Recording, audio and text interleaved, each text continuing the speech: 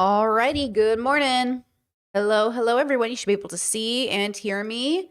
Welcome to today's stream. Lots to go over. All good. We're doing the verdict today. I have avoided all the spoilers for the case, though I will say I'm pretty sure I read a headline that tells me the verdict, though I'm not confirmed on that. So, it's not a big deal if we get spoiled totally, but I have tried my best to avoid all verdicts with the Gearhart versus Hawaii trial. I have kind of like three sections, I guess, for today's stream. The first half of the stream, there is a general trigger warning. I want to cover Iran and Lebanon, but the conversation widely around it, because this is a philosophy channel. If you're new here, my name is Brittany Simon. I do philosophy through pop culture, and I want to again, always encourage us to zoom out and just remember, like, we are nature experiencing itself. And I need to show you some footage of exactly how destructive nature is, that nature being and in presenting itself in the form of what we call man, or men in this case, and men as a structure especially. And the reason I love philosophy so much is it allows us to have a deeper relationship with our nature. And I think there's just like so much here that I think is important. So just a general trigger warning for the first half of stream. And then for the second half of stream, I want to make an argument that the future is philosophy, and I want to use sort of like a thing I've been working on myself of, why the Hassans and the Pokimane like can't be the future, but it's not because they are the Ethan Kleins or the Trumps, right? It's obvious that Trump can't be the future. It's interesting to me that it's not so obvious that Hassan isn't the future to the majority of people. And I understand the more and more I make these arguments, the more and more I isolate myself into much more of a smaller group of people. But I would just like to say, isn't that the point of being sort of like slightly radical or ahead of the time? Is that if you are being embraced by the status quo, even as opposition, then you are the status quo. And the question are we ready to even dream of a world where the status quo could even be ethical? So this is an ethical conversation. This isn't a political one, of course, because we do philosophy over here. Before we jump, and then of course the last story will be about Gearhart. The first thing I want to show you is this TikTok. Just to warm ourselves up, okay? Provide me with your age, and Opie, if you can hear me, please provide me with your age and pronouns. I'm 32 and I don't do that stupid stuff. You don't do what? I don't do that pronoun nonsense. All right, great. Opie, I respect that, and I respect you. And if that's the case, 100%. From now on, for the rest of the call, please don't use a pronoun. And if you do, Opie, happen to use a pronoun, you're going to hear this sound. Okay? You heard that? I didn't hear anything. Oh, hold on. I just got to... Oh, hold on. It's because my mic for you changed to the wrong thing. Here it is. You're going to hear this sound. Got it? Family Feud, very nice. Yep, if you use any pronouns, you'll hear that sound. So Opie, no pronouns, doesn't use pronouns, doesn't do all that gay shit. We get it, Opie. Opie, I believe trans men and women are men and women. Please don't put words in my mouth, man. Careful, Opie. You careful. Careful. Things you didn't say. Oop, careful. You're using pronouns. Just be careful. Oop, careful. Use another pronoun. Be careful, Opie. No, keep using pronouns, Opie. Be careful. Those aren't pronouns? The word I is a pronoun, Opie. How am I supposed to refer to myself? I don't know. You said you don't use pronouns, so stop using them. Dude, you're negotiating a bad faith right now for someone. Your is a pronoun. You're doing a pretty bad job. You, I. Opie, you said you don't use pronouns, so I'm respecting that and stopping you when you do. No, you're not. You're negotiating a bad faith. Your again. Congratulations. Opie, what's more bad? Bad faith continues. Opie, what's more bad faith? Me buzzing you when you do something dumb, or you refusing to answer one of the questions that are rules to come on the show? You clearly hear I'm a man. So let's just say I'm a guy. I don't care if you're a guy. I didn't ask if you were a man. I asked what your pronouns were. Once again, doesn't matter. Okay, well then stop using them. If you don't use pronouns, don't use pronouns. Yeah, semantics. Yes, pronouns are words. So if we're having a conversation about words, that would be semantics. Good job, Opie. Words, semantics is when you make arguments about words. Good job, Opie. Thanks for telling a Mensa member the definition. Oh. Appreciate it. Yeah, you're definitely a Mensa member, dog. Yeah, you should. Mensa. Sure thing. You didn't know Yeah, I was a 2011, pronoun. I. Nope, never Careful. said that. I told you Careful. I don't use pronouns. I. They're not. You are they're using not important pronouns. to me. You are literally using a I don't pronoun. need to. I.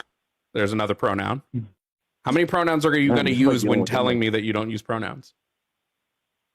How many times are you going to keep buzzing me despite the fact that you know that's not what you were talking about? Would think a Mensa member would be a bit more clear in the thing instead of just saying I don't use pronouns, which indicates that you would not use pronouns. But no, maybe Mensa just doesn't care how clear their members speak. Oh. No, Let's put it Oh. this way.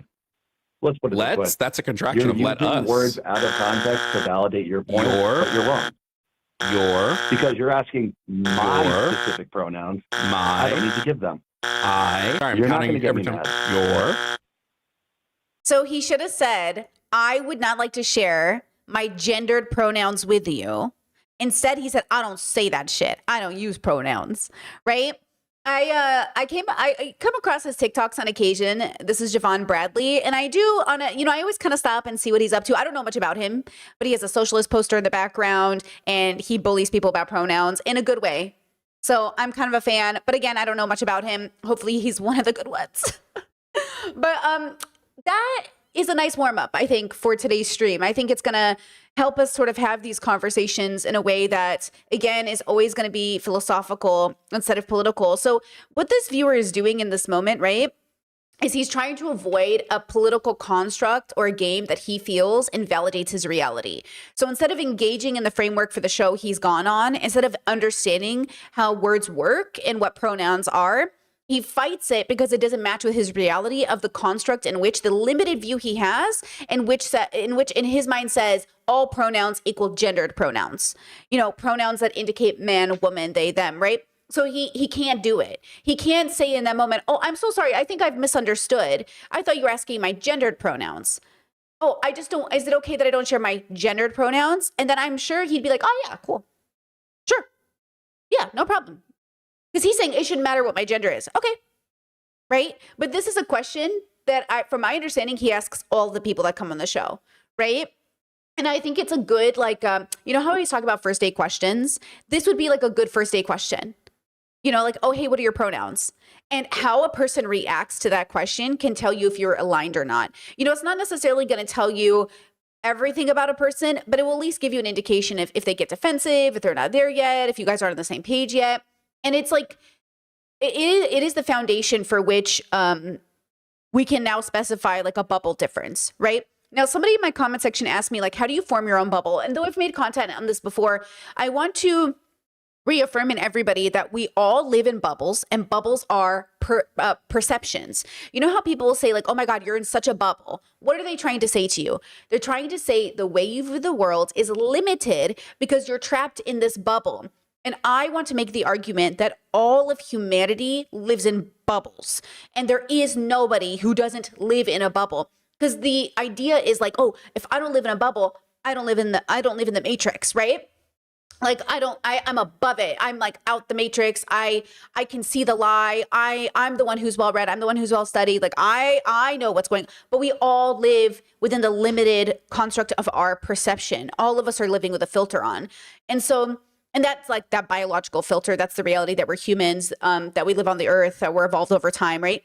So the reason I love philosophy is that it allows you to have a deeper relationship with your biological experience, a deeper relationship with your humanity.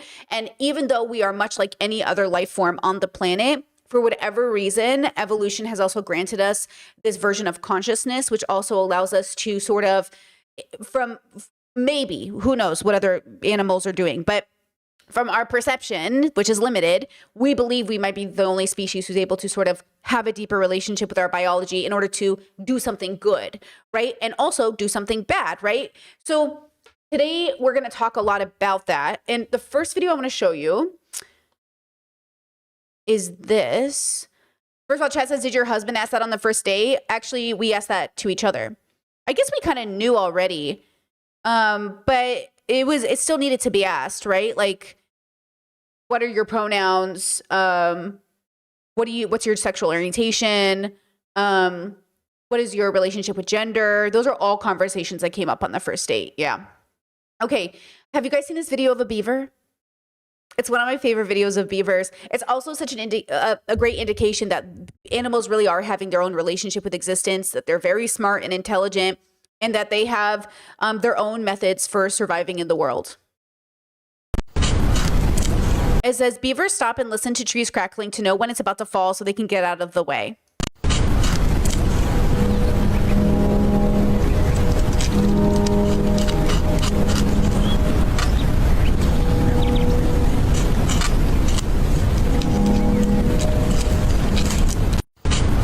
And that's how smart they are. Like, look how cool they are. Like, that is how I see people. Like, we're so smart. You know, when I see a building go up, I'm always like amazed at how people build things, right? Like, we're so smart.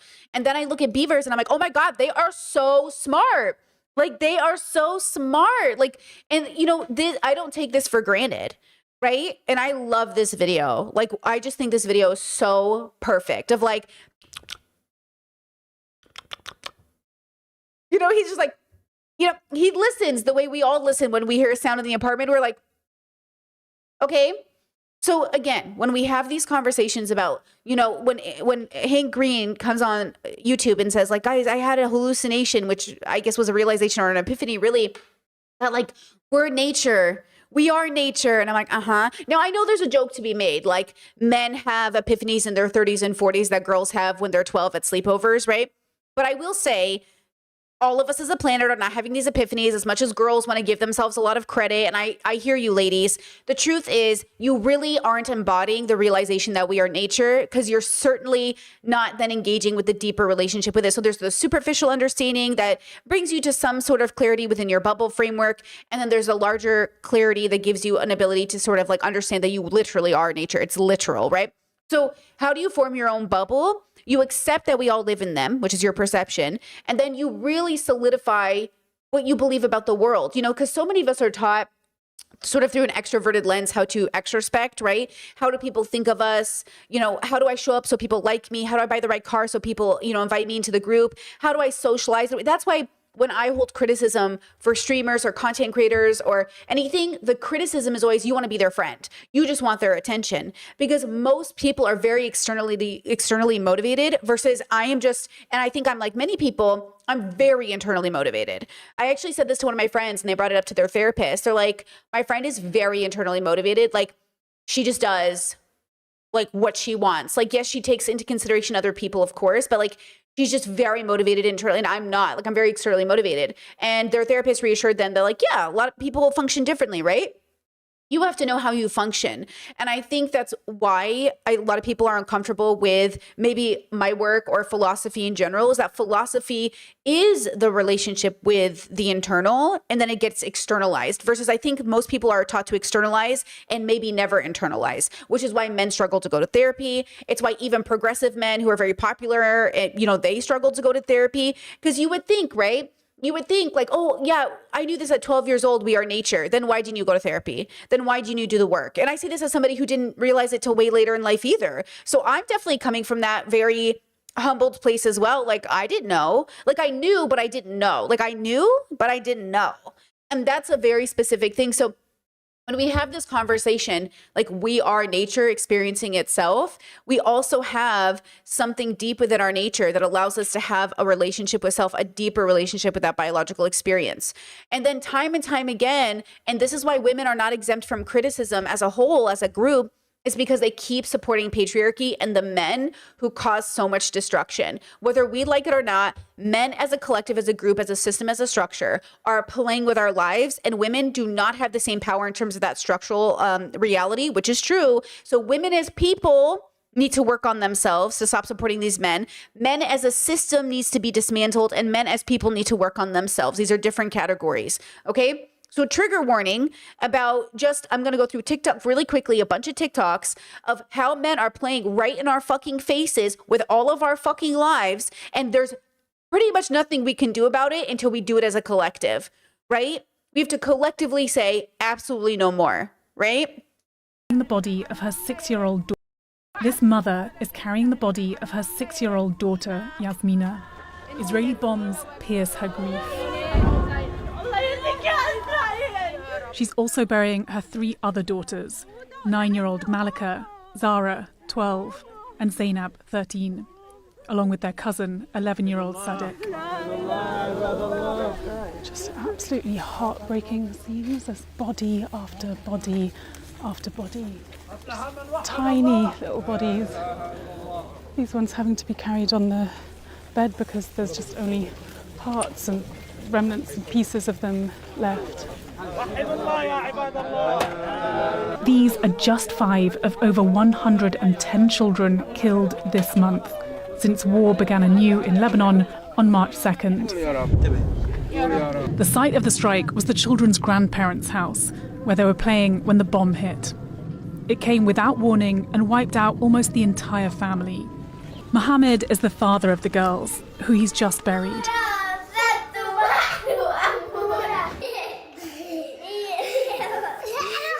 They were a tight-knit family. I'm so sorry for your loss. I can't imagine what you're going through today and what went through your mind when that airstrike hit. I was barefoot on the stones and I was hit here, blood pouring down. I started searching, pulling my kids, my dad. The Israelis say that Hezbollah is using children and using civilians as human shields. Do you think there's any truth to that? Were there any Hezbollah martyrs? He asked. We are a family, the people of the South. Do not bow down. Not to Israel, not to America, which is supporting them with weapons. Across the country, the Israeli military is rapidly ramping up its bombing campaign and expanding its ground invasion. I went to the area of Sidon, where there was a strike. 9 people were killed. 5 of them were children. 1 of them was just a 6-year-old girl. Why? We have a terror organization that their strategy is to put our civilians in the line of fire and their civilians in the This is an IDF spokesperson. line of fire. We're doing everything we can to avoid that. Right, but children are not terrorists. They are not terrorists, and to say that we are targeting them or that's something that we are happy about is just not true, unacceptable, and even kind of disgusting. Hezbollah is almost an identical twin of Hamas in the way they operate. Does that mean that Lebanon will soon look like Gaza? I sure hope not. But surely it's up to Israel for it not to. We've seen it with Gaza in the conversation that there's a heavy price of war. It doesn't mean that one side or the stronger side is conducting it in the wrong way. Okay, bullshit, right? Okay. A new video appears to show an Israeli aircraft dropping white phosphorus on a town in southern Lebanon. As far as I'm concerned, as far as I know, from my understanding, like this is a war crime. Like this is a chemical agent, right? Okay. Oops. Hold on. I think it's so long. Look at that. Like they're playing right in our face. Okay. This is Lebanon.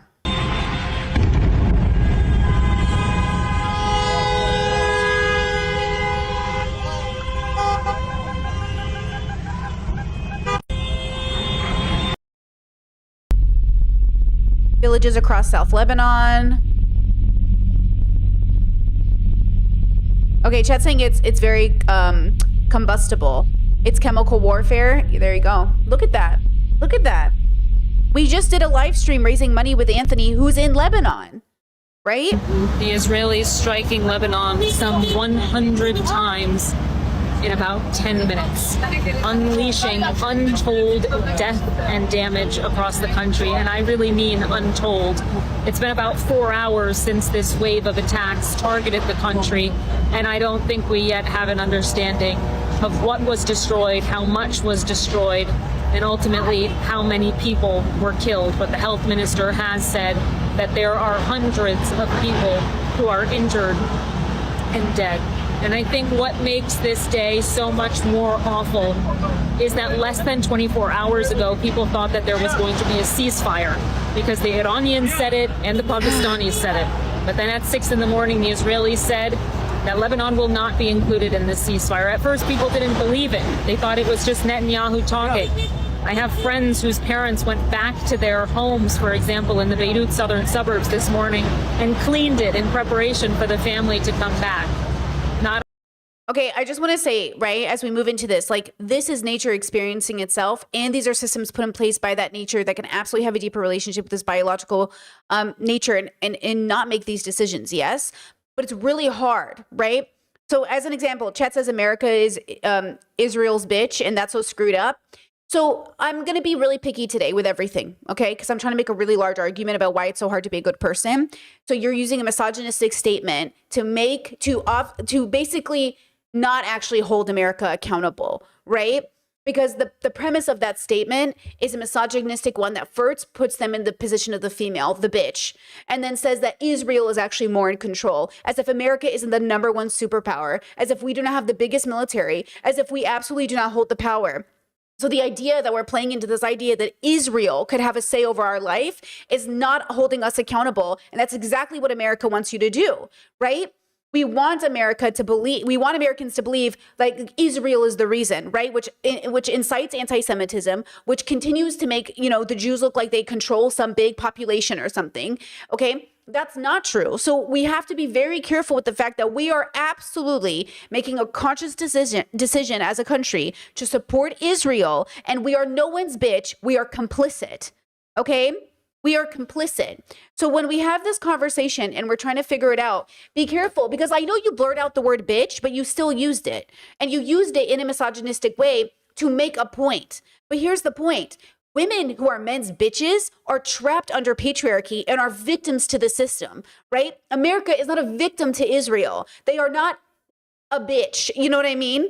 So even women, even to say you're someone's bitch is to use misogynistic language, which is usually a person in a victim situation who is the victim of the person in power, right? That is not us. That is not what's happening. Okay. So just, I'm going to be a little picky today because I'm really trying to make a big point today that I think, eventually it might lose some people, but I really think I have something to say here. Okay. Now let's continue. This video, this one made me cry. Okay. This is a woman named Carrie who goes around and travels, and this was her in Iran. Okay. This is her footage from Iran. It says, if Iran fails to make a deal in 48 hours. So obviously Trump had us all on edge, right? He said, we're blowing up the whole country. This is the country.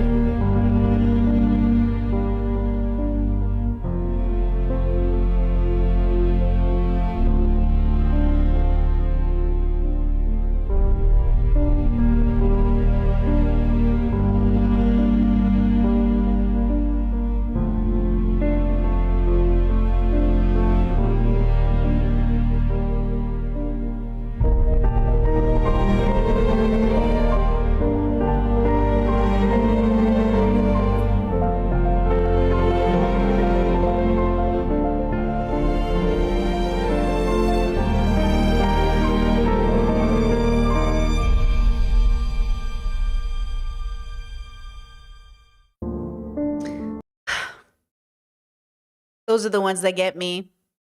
Because people are really people everywhere, guys. They're no different. Like, I know America tells you Iran is this horrible regime and all these horrible things and they hate women. Men from patriarchal societies who weaponize patriarchy against their enemies as if they're not doing the same thing, that's propaganda, right? Men in the West saying, oh, these men are homophobic, these men will throw you off rooftops. You would do the same thing if it was legal. You would do the same thing if you could culturally. You're doing it with your words, you're doing it with your votes every day, right? You might as well throw us off roofs since gay people, autistic people, trans people have a higher rate of suicide. You don't have to throw us off the roof. You're doing everything, so we have to do it to ourselves. You might as well, right? So again, when we have these conversations, again, we have to be ready to face what it means to be a person on the planet and accept our nature at the same time. Accept that we are flawed and limited, but we could be so much more if we wanted to be. Okay, so I want to move this into a topic that I think is really interesting. And I want to move this sort of into a topic about politics and with a little joke TikTok, okay? He's left me no choice. Curse technique. Wait, it's a Democratic Party when Trump says he's going to literally end civilization. State. He said what? He's left me no choice. Curse technique. Statement. Curse technique. Statement. This technique allows users to appear like they're doing something when in reality they are doing nothing. Sorcerers achieve this illusion by chaining together words to create a vague summary of a situation, and then they say, "Stop it," or "No," or "This is bad." And that's kind of it. That's the whole thing. Notable users of this curse technique include Hakeem Jeffries, Chuck Schumer, Alyssa Slotkin, and honestly most of the Democratic Party establishment. No sorcerer has been successful in using statement to inflict real bodily harm, with the sole exception of Satoru Gojo, of course.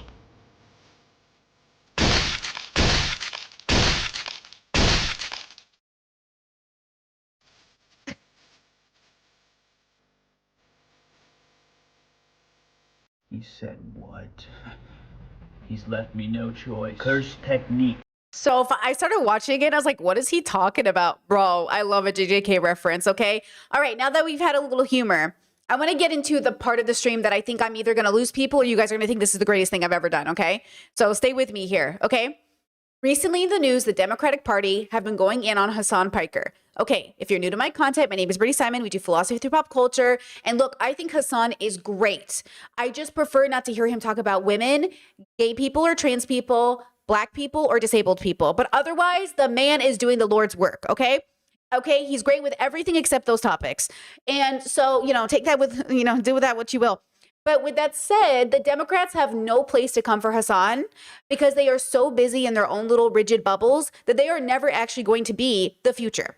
Right? We do philosophy on this channel, and I think the future is philosophy. I don't think it's politics. I understand politics is a structure. It's a construct we created as a society. I also think we're evolved animals on a planet, and I also think we could be doing better. And I also think sometimes the only way to become famous and viral and be the loudest microphone is to play game. And that's what I think Hassan is doing. So my criticism of the Democrats is that they absolutely stand for nothing. My criticism of Hassan is that I do believe them going at him is working in his favor, and I think he is playing a game with them. I think it's unethical to play this game from a philosophical perspective. From a political one, it's very strategic and very reasonable. From a philosophical one, I do think it's borderline evil. Now, with that said, I want you to see the average Hassan hater so you'll understand that that's not what we're doing here. We are not Hassan haters, okay? That's not what's happening. And I want you to see why it's so frustrating to be Hassan. So when I criticize him, know that I'm not coming from that place. And I can empathize with how frustrating it must be to be him. Because when I saw this clip, I was like, oh my God, I am so frustrated for him. This is so stupid. Here we go. Okay. So just a reminder, in case anyone doesn't know, okay, he's been on a little bit of a tour and he's been doing a lot of press with a lot of different people. And Hassan has been accused of anti-Semitism, right? Just watch this. Could you explain the Rabbi Shmuley comment? Do you want me to answer the Rabbi Shmuley question? Yeah, I'm just not sure what you meant by that. Yeah, Rabbi Shmuley is pro-genocide. It's pretty simple. And what I was saying is, if you feel like there isn't enough courage within you, if you feel discouraged, then let spite be the reason why you go out and continue to fight the good fight for truth and for justice and for hopefully peace in this region. He was the first genocide dare that came to mind. We probably should have used Randy Fine instead. I feel like he's more of an annoying figure nowadays. A specific person. What do you mean? You're talking about a specific person, not a generic Rabbi Shmuley. Oh my God! You don't know who Rabbi Shmuley is? I know a Rabbi Shmuley. I didn't know who you were. Oh no, that's what I was talking about. Rabbi Shmuley Boteach, famous rabbi whose daughter has a kosher sex job in Israel. That's what I was talking about. Okay, two things I want to take apart here. One, so he's working with senators, he's on a tour, he's doing interviews, he's engaging with the bubble, right? The Democrats are using him to push votes, so he's playing with the Democrats, which I think is what I would deem unethical, because I think the Democrats shouldn't deserve the loudest leftist microphone. I think as the loudest leftist microphone, you should absolutely be the Democrats' enemy, and right now he's being their friend, which I don't like. So the irony of them pretending that they hate him is so ironic, because it's obviously not true, right? Two, the commenter literally thought that Hassan Piker was randomly creating a caricature of a Jewish person, a rabbi named Rabbi Shmuley, instead of actually talking about a real fucking person who is pro-genocide that Hassan has issues with. And that is why the average Hassan hater is absolutely not worth your time. You cannot listen to an average Hassan hater. They are stupid, okay? And because they are stupid, it makes any criticism of Hassan from people like me look like the same fucking thing, and it's not. And that's the biggest problem. Second, I don't like the misogynistic comment at the end. And I know you probably didn't catch it because it probably wasn't that big of a deal, but this is Hassan's problem. This is a misogynistic comment at the end. This is a sexist bullshit comment at the end. Did anybody catch it? Let's rewind. Like he's more of an annoying figure No, a nowadays. specific person. What do you mean? You're talking about a specific person, not a generic Rabbi Shmuley. Oh, you did? Oh my God, you don't know who Rabbi Shmuley is? I know a Rabbi Shmuley. I didn't know who you were. Oh no, that's what I was talking Okay. about. Rabbi Shmuley Boteach, Okay. famous rabbi whose daughter has a kosher sex shop in Israel. That's what I was talking about. Him bringing up the daughter and saying she has a kosher sex shop in Israel. Why are you doing that? This is why Hassan is very criticized in feminist circles because one, he says he goes to sex workers. A lot of women don't like that because I do think there is some level of bragging about going to sex workers that actually makes you sex negative and actually dangerous. And two, as a person who puts out adult content on the internet, I'm telling you right now, the men that brag about these things, the men who write you comments in your DMs that are inappropriate, you're not good people. You're not actually good people. The way to respect a sex worker is to treat them like you would any other artist and stop sending them dick pics and stop thinking that they're just there to sell their body to you. But the problem is that misogyny is so leaked into the culture, you can't help but think that sex workers are objects. You already think non-sex workers are objects. So the fact that he said that comment at the end doesn't come as a ding to her father. It's a statement that she is somehow weird or icky or gross. And a woman took a stray bullet, basically, because of who her father is. Now, maybe she's the worst person in the world. I don't know anything about her. But the fact is this is the context of the clip. Okay? All right. Now, when I'm going to move forward in a second, but I just want to draw you my little graph here, okay? When I talk about the future, understand I have been in all of these areas, okay? I am not exempt from any of this criticism. Past Brittany has been, okay? I was a Republican in high school and a couple years into my adult life, right?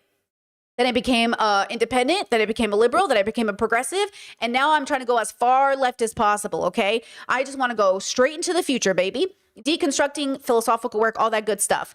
Okay, here's what happens though, and this is the dilemma. So we have the conservatives, boo. We have the liberals, boo. And then we have the progressives, oh. Also, though, I hope this isn't your end goal because certainly not, right? People, certainly not. Hassan is here and he is playing with these people and he's even open to playing with these people as him and Asmin have an ongoing will they, won't they, right? So in no way, shape, or form can Hassan ever actually go beyond. He is stuck. He is stuck playing this game while pretending that he's over here. And I'm saying he cannot be over here and playing this game. It is literally not possible. And I want to be over here, okay? This is where I think the future is, over here, okay? So I'm not mad that Hassan is playing a political game. I am not mad that Hassan is finding success. I am not upset that he is doing what he's doing. But I am saying he is stagnant. I'm saying he is not the future. I'm saying he is perfectly in the present. He's exactly what the system would spit out as opposition. A white, straight, millionaire man who's good looking, which is important to this conversation, right? The good lookingness of it is actually a point of pretty privilege, which has a lot of layers since he also isn't the kind of person who, does progressive work, deconstructs, talks about intersectional feminism, has gotten so much criticism from minority communities. But look at the way he reacts to Fox News reacting to him, okay? Look at the way he reacts to Fox News talking about him. To just not like him. And a lot of people don't like him. But you do? But no, it's not really a like or don't like thing. I think he's that handsome. Is that it? he's objectively handsome. Look at the New York Times profile of him. I mean, he is. Of course. My queen. I'm gonna My queen. I'm gonna take a hard pass on it.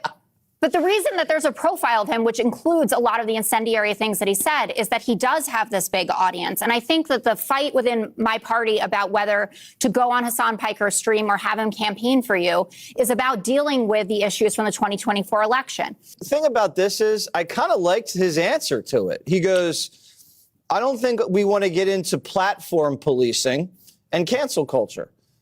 I agree with that. So if this guy wants to run and win, he thinks this guy could help him win, give it a shot. Give it a shot in Michigan. You know what? Right. I respect it. Own it. What? This could cost you huge, but what is that's going how on? you really feel. But things have changed. People say all kinds of stuff. Jesse Waters is one of the most disgusting human beings on television. And if he said anything nice about me, I would have to just respectfully end my life. This is what I'm saying.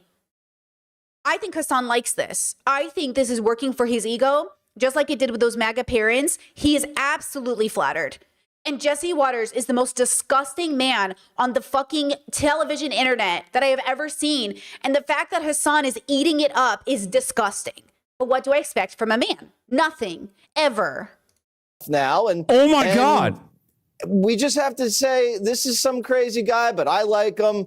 He might be too crazy for you. He might be obnoxious and disgusting, but you know what? You guys on the internet went harder on Vince and whatever that white lady's name is. He married on Love is Blind, going on Fox News, even though they voted Democrat, than you'll ever go on Hassan. You went harder on him, okay, which was very interesting, right? And I get it, okay, but okay, the internet went so hard on this couple from Love is Blind for being Christian Democrats and going on Fox News than they will ever go on this, quote, radical leftist.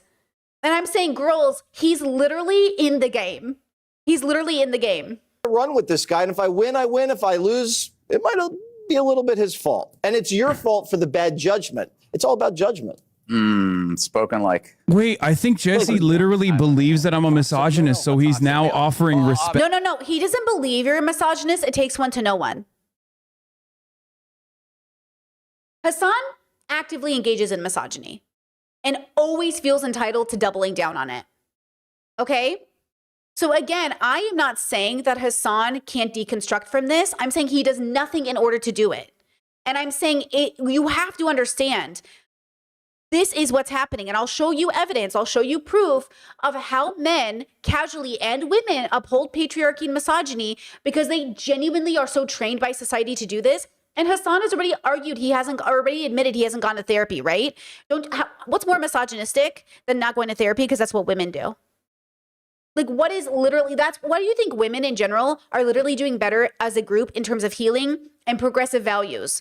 Because we're also checking our mental health. We're taking the responsibility of that, right? So again, Hassan can't be the future. He hasn't even begun to do the basics. He's not even doing the basics of philosophical work. He's not doing the basics of introspection. He isn't doing the basics. And I'm not saying he can't. I'm not saying he won't. I'm not saying I'm just saying we have to see him not for his potential. He's not a man we're dating. And even if you're dating him, you certainly shouldn't live for his potential. Never date a man for his potential, girls. Okay? I'm just viewing him for what he is right now. I'm going to go to you about 9/11. Do you think Jesse Waters is like, he's like, yeah, I like the guy because he's like, I believe he's misogynistic now. Right, then you should just not like him. And a lot of people don't like him. You do? But it's not really a like. So again, I am not coming from that place of like really hating Hassan, right? I've done it myself. I used to really believe I could bridge the gap between conservatives and liberals because I was one. And then I was like, I can bridge the gap between these people. And if I'm just loving and compassionate to men, they'll hear me. But no, they won't, right? They can't. Okay, they literally can't. And it's why women in this space struggle so hard to find a place here, because it doesn't even matter who we like. It doesn't matter if we like Hassan or any of the other boys in the group. The moment we even associate with men, the moment we even say complimentary things towards them, it's, oh, they want to sleep with you. And these men contribute to that narrative, including Hassan. The woman says, oh, he's handsome. Hassan goes like this. Oh, she thinks I'm handsome. You're playing into the narrative that this is about sex. You are allowing the narrative to be sex. And I get it. As a person who is very often in her life used flirting as a mask. As a person who's absolutely shown up, in conversations with people, absolutely turning on the flirt as a performance, absolutely understand. Now, I don't do that anymore because I learned that the men will never protect you when the time comes. They will never see you authentically. Unless they are in a queer, gender deconstructed place, they will never be safe enough to even play flirt with. Even though everyone's doing it, and I'll show you TikToks, it is not safe for the girls, the theys, the thems, the femmes. They will always be thrown under the bus, okay? Now, Alok is one of my favorite philosophers, stand-up comedians, and Alok is a they, them, who is on what I would like to say is very parallel to my own gender deconstruction journey and queer philosophy journey. And I want to show you this TikTok from them to remind you guys of who you're watching, because I know you don't know me, or some of you who do know me, but if you've never seen me before, you might just really deeply misunderstand what you're looking at. You might look at me and think you're watching a woman. And maybe you are sometimes. Or you might look at me and think, you might just assume, because we all have prejudices, what you're viewing.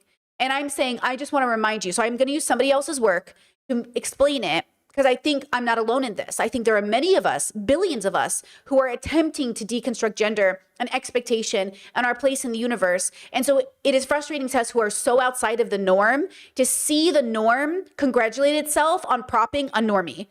Hassan is in many ways normie.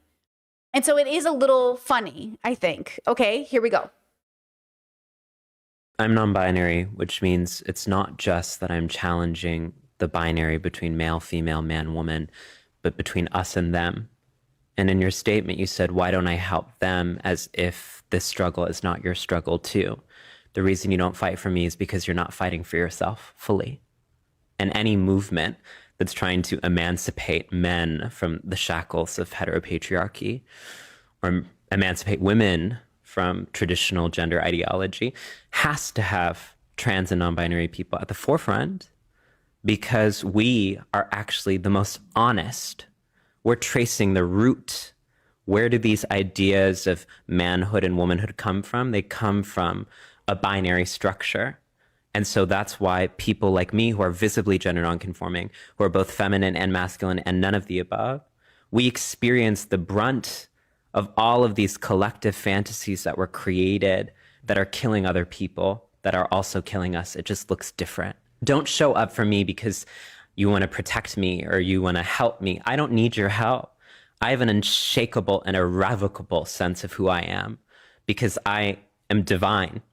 I come from people who were exterminated and targeted by colonists because the gender binary was superimposed on Black people, Indigenous people, and people of color by European colonists. And the reason that they targeted us is because they knew our power, right? So the reason that there's so much animus against me is because of my power. I don't need to be legitimized, or I don't have anything to prove. What I want us to rephrase the conversation is, are you ready to heal? And I don't think the majority of people are ready to heal. And that's why they repress us as trans and gender variant people, because they've done this violence to themselves first. They've repressed their own femininity. They've repressed their own gender nonconformity. They've repressed their own ambivalence. They've repressed their own creativity. And so when they see us have the audacity to live a life without compromise, where we say there are no trade-offs, where we say we actually get to carve in the marrow of this earth and create our own goddamn beauty, instead of saying thank you for teaching me another way to live, they try to disappear us because they did that to themselves first. So I guess I would rephrase your question to be, can you help me get free? Not, can you help me help you? This is so speaks to my journey and where I feel like I'm at and where I want to see the world go. And I think this is the future. And I think this should be the present. And I think we're so far from it. And we're so far from it in many ways for lots of reasons. And I don't blame people. I'm not blaming Hassan or anybody else. But when I say this, I mean this like in the most grounded way. Hassan is really great in everything that he does, unless it has to do with women or Black communities or gay communities or trans communities or even fat communities, as he consistently and even recently has said, I can't model, I'm too fat. Hassan, go to therapy, right? Hassan, too fat. And also, what does too fat mean? See how the fat phobia seeps through his pores? And yet he is the one we gave a microphone to. He's the one we made famous. And that's the problem. The problem is that we are making people famous as a reflection of where we are as a community. So as much as the community says like, oh, we're progressive, we want progressive liberation, then why is this the guy? Why is this the guy? Why do you guys think we chose him? We chose him because he fits enough of what we can handle as different, and still he looks like something we recognize. Okay? And that's why we chose him. He's just different enough. Oh, he's a socialist. But he's just typical enough that, ooh, if only he would notice me. That even Laverne Cox, and her wise age of her 50s, falls under the same problem many people do, which is the sort of construct of patriarchy that weighs heavy on all of us, especially Black trans women who struggle. We know this. I'm not going to ignore that, right? Like, she grew up in a very different time with a very different pressure. She was recently very scrutinized for having a relationship with a white MAGA cop, and that was over COVID. So, you know, I wouldn't say she's the most liberated person, and yet she's one of the most marginalized. So in their social interactions, Hassan and Laverne have to show up in the context of flirtation. Man, woman, flirting, even though girls with peace and love, this age gap is so inappropriate. She's in her 50s. He's in his 30s. They have 20 years between them. She should not be flirting with somebody at that age. Okay? Now, this is from a progressive perspective. No, I'm not a big fan of people in their 50s and 60s looking at 30-year-olds or 20-year-olds. I understand it happens. I'm not a fan. But this is the script of heterosexuality. This whole interaction is two straight people pressured by patriarchy to perform attraction, right? Oh, hold on. It's muted.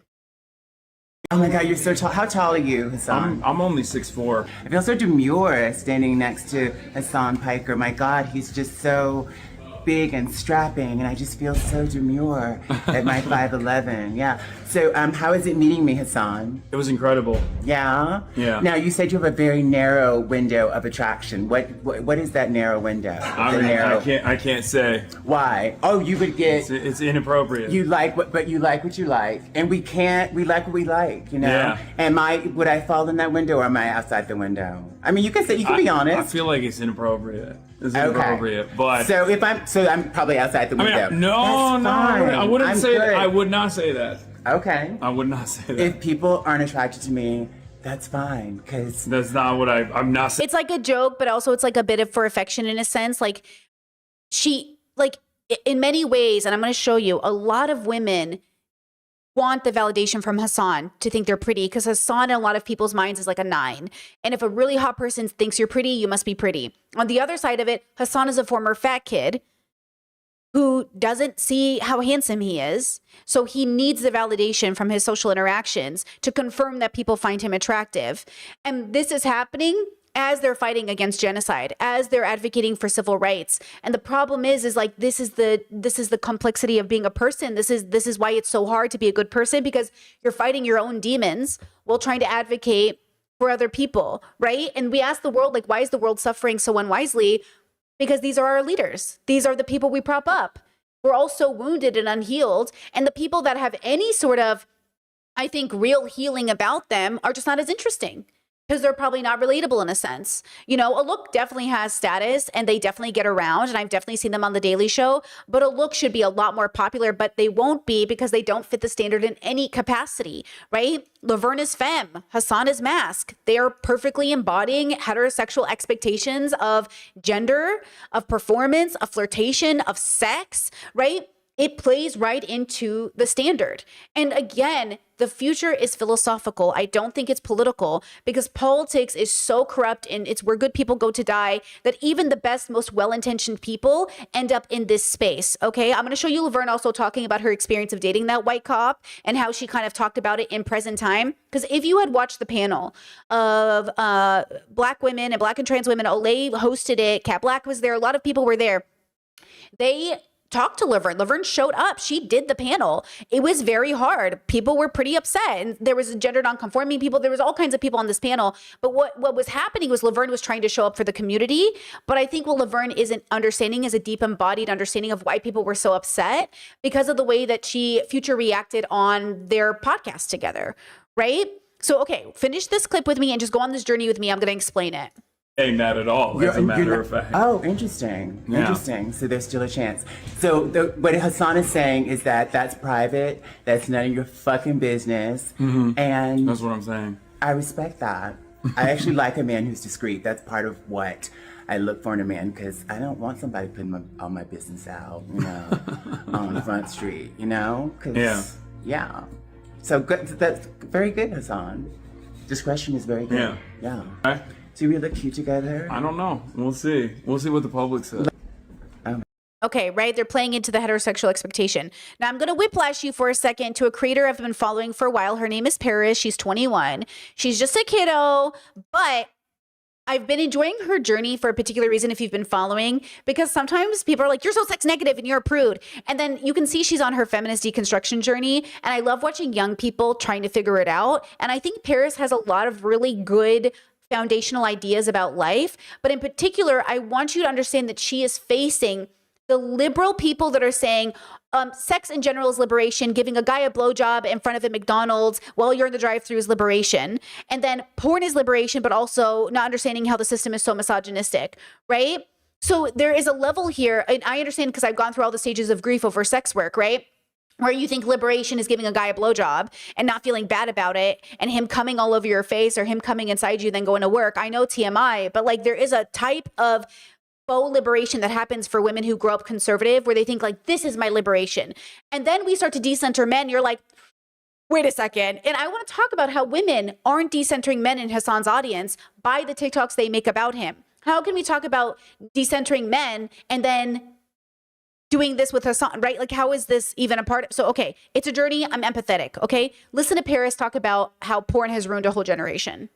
And think about the generational differences of somebody who's 37, almost 37 myself, and somebody who's 21. And I talk negatively about, I have people in my comment section telling me that I'm being anti-feminist, I'm being anti-women, I'm being anti-sex positive, taking the right that women have to be able to decide what they want to engage with sexually away from them. People want to weaponize all of this therapy speak and all of this political jargon to say that I'm actually the regressive, sexist one in this conversation. It pisses me off so terribly because as a member of Gen Z, as someone who grew up in the generation that was being exposed to literally, we were in elementary school, okay? And I saw the way that it molded my childhood and the childhood of all of my peers to the point that I was literally in the 6th grade showing up to school and having boys come up to me and ask me to put a ruler down my throat to see how many inches I could fit in. We were all being conditioned to think that the violence and the aggression that was being shown in was natural and normal, that boys should be expecting that of girls and that girls should be okay with giving that to them. That is the way that we grew up. That is what we thought was normal. And to think that you could be exposing children to when they were literally like, less than 10 years old, and think that that's not going to have a negative impact on the way that they end up engaging with sex later, it's crazy. I get on the internet now being critical of kink and all of these things that are so normalized in our culture now. I'm reacting out of anger from the way that I was raised and the way that so many other girls were raised. You're not going to gaslight me out of being upset about the way that has ruined my generation. I'm not going to be nice to you. I'm not going to be palatable. I'm not going to make my speech something that is easy and digestible and that you agree with. Genuinely have a generation of children with completely destroyed sexualities because of, and if you are more interested in protecting the male, that you refuse to think critically about where these girls are coming from, where me and other women are coming from, then like, I don't want your respect and I don't want your validation. You're disgusting. Every single. Okay. Chat doesn't know why she's not saying porn. It's because TikTok might take the video down. Censorship. It's so weird. On TikTok, you can't say porn, but they'll show you thirst traps of people and they'll sell you basically porn links. And like, I've come across the weirdest like porn adjacent stuff on TikTok. So, we have to be aware that people are being censored, right? It is what it is. So, okay. She's coming from a very passionate place, right? And I think she is more ahead than Hassan Piker, who says, oh, I go to brothels and I pay sex workers. Not because there isn't a part of conservative men that go, all sex workers are trash, but the part that says, I acknowledge the pain and suffering that porn has caused, and it's real and it exists, right? And I think the issue is that when I came out of conservatism, we were aware that people were mistaking sex education for porn. Porn is not sex education, it's entertainment. Watching porn to understand sex is like watching an action film or an anime about high school and thinking it relates to real life. Like, at the end of the day, they are over exaggerated. They aren't exactly what we want to be the goal. They're just, the sort of feeding into the fantasies that we're seeking. So fantasies, very important. Okay, fantasy is very important. Even the fantasies you have, though, should be deconstructed. So I think the reason Paris is so interesting to me is one, she's young, and two, it is a little different than how I grew up, where, I had access to, quote, porn adjacent things relatively young, but I also grew up in a bubble that considered like Victoria's Secret ads porn. Like the naked nude, the art on my wall, my brother refers to as porn. So obviously we have to deconstruct, like, what do you mean when you say porn? Do you think women wearing bikinis at the beach is porn? Because there are religious people who believe that you are basically like objectifying your body by showing up in bikinis. So the dilemma is, I don't want you to react because you've been so damaged, and I want you to understand where it comes from, and I want to know what a liberated society might look like. What might a liberated society be like if we can move past all of the harm that's been done to us by these very misogynistic industries, right? Okay. Yeah. Chet says most mainstream porn totally backs up the patriarchy and capitalism. This is why I love queer porn, as it tends to be more creative and counterculture. Absolutely. And that's the other dilemma, that this isn't outside of systems, that porn just didn't zap into existence. It's a part of objectification and ownership over people. It's a part of business making models, and it absolutely thrives in capitalism. And that's why conservatives, even though they rant so hard against porn, are, some of the weirdest porn comes out of conservative places. Because at the end of the day, we're not being honest and transparent about our feelings. We're not saying like, yeah, I think porn taught me this thing, or this is what I thought. I remember I was talking to a man, a public figure man, and we tried to see if we were compatible in any capacity. We weren't. But one of the reasons I even was interested in him is, one, we talked about philosophy. That's always going to get me interested. But two, I was like almost concerned for him in a weird way. He was older than me, so I really should have thought about that. In hindsight, it's silly. But he was telling me that he kept going on dates with women, young girls, and they would ask him to like choke them during sex. And he was like, I don't know what that means. And I was like, no, do not choke randos on Tinder. And he was like, I was like, you need to choke people that you are, first of all, there's no safe way to choke someone. But also, if you're going to engage in kink, you have to have safe, sane, consensual at the forefront of your mind. You have to negotiate. You have to be sober. And I was like, no, you should engage with people like me who are part of the community, that do checklists, that run through, we did. We saw if we were compatible. We weren't. We never engaged in it. We never did anything sexual, but because we didn't have to check, we just talked. Okay. But my concern for him was that he was going to engage in fast sex with people, and kink was in an unsafe way. But not only that, but the girls are being told they have to. The girls are being told, in order to be interesting, I have to let people spit on me. Pause. My partner and I have never spit on each other, and we're happily married, okay? You don't have to spit on each other. If you want to spit on each other, that's your business, okay? But you do not have to let a man pull your hair to be interesting. Kinky sex is not better than vanilla sex. Vanilla sex is perfectly fucking fine. Okay, all sex is good sex. No sex is good sex, okay? You don't even have to have sex to have a good relationship, okay? Spoiler alert. But you should have a free sex, a liberated sex, a good relationship, a free relationship. You get to construct your own relationship, okay? And so the dilemma here is that when people like Hassan show up on the internet and think the point of liberation is talking about how he goes to brothels and doesn't deconstruct the misogyny around the system at play because it's a legal brothel, there's something here, okay? There's something to be said. Now, I understand Hassan haters love to bring up some false narrative about that brothel. That is not my point. I do not care about that. That's been debunked 1,000 billion times, okay? My issue here is the lack of further deconstruction, right? Jesse Waters compliments Hassan, and Hassan's first reaction is, oh, he must think I'm really a misogynist. All men are misogynists. By default, we raise boys and turn them into misogynists. That's why it's so devastating to exist and to bring kids into a universe that inherently raises our children, not inherently, but by the structure that they're raised in, raises boys to think girls are property, okay? Little boys engaging in objectifying behavior, going to girls and saying, send me your nudes, and then sharing those nudes with other boys, that's the misogyny of it all. So for Hassan to not even engage on a frequent basis about any internalized or not internalized, any misogyny he might be exhibiting is a part of the problem. Okay, so, okay, here's the secondary part. This is a clip of, and this brings into focus as well, the Laverne be Hassan. So Austin's at a show, he's doing an interview, and Laverne is talking about Hassan. Listen to how Hassan talks about Laverne. Incredible episode with Laverne Cox, who I found out is a major Hasanabi head, like straight up watches all the Fear Ed episodes and stuff, like, which was insane. She is the most woke. Oh my God. She wants some Hasanabi. Yeah. But like when she was flirting with Austin at the GLAAD Awards, I didn't realize it was like, I thought it was just like one of those things where like she thinks I'm hot. Like it's not like that. Like she is a straight up Hasanabi head. Tell us on I love. Pause. I just thought it was one of those things where she thought I was hot. But no, she actually listens to the show.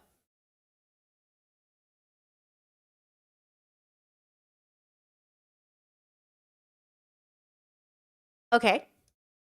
I watch him all the time. It's Hassan single. I know that Hassan is someone everyone wants. Okay, this can't get back to her, but she's so fucking hot. It's crazy. Anyway, when I found out that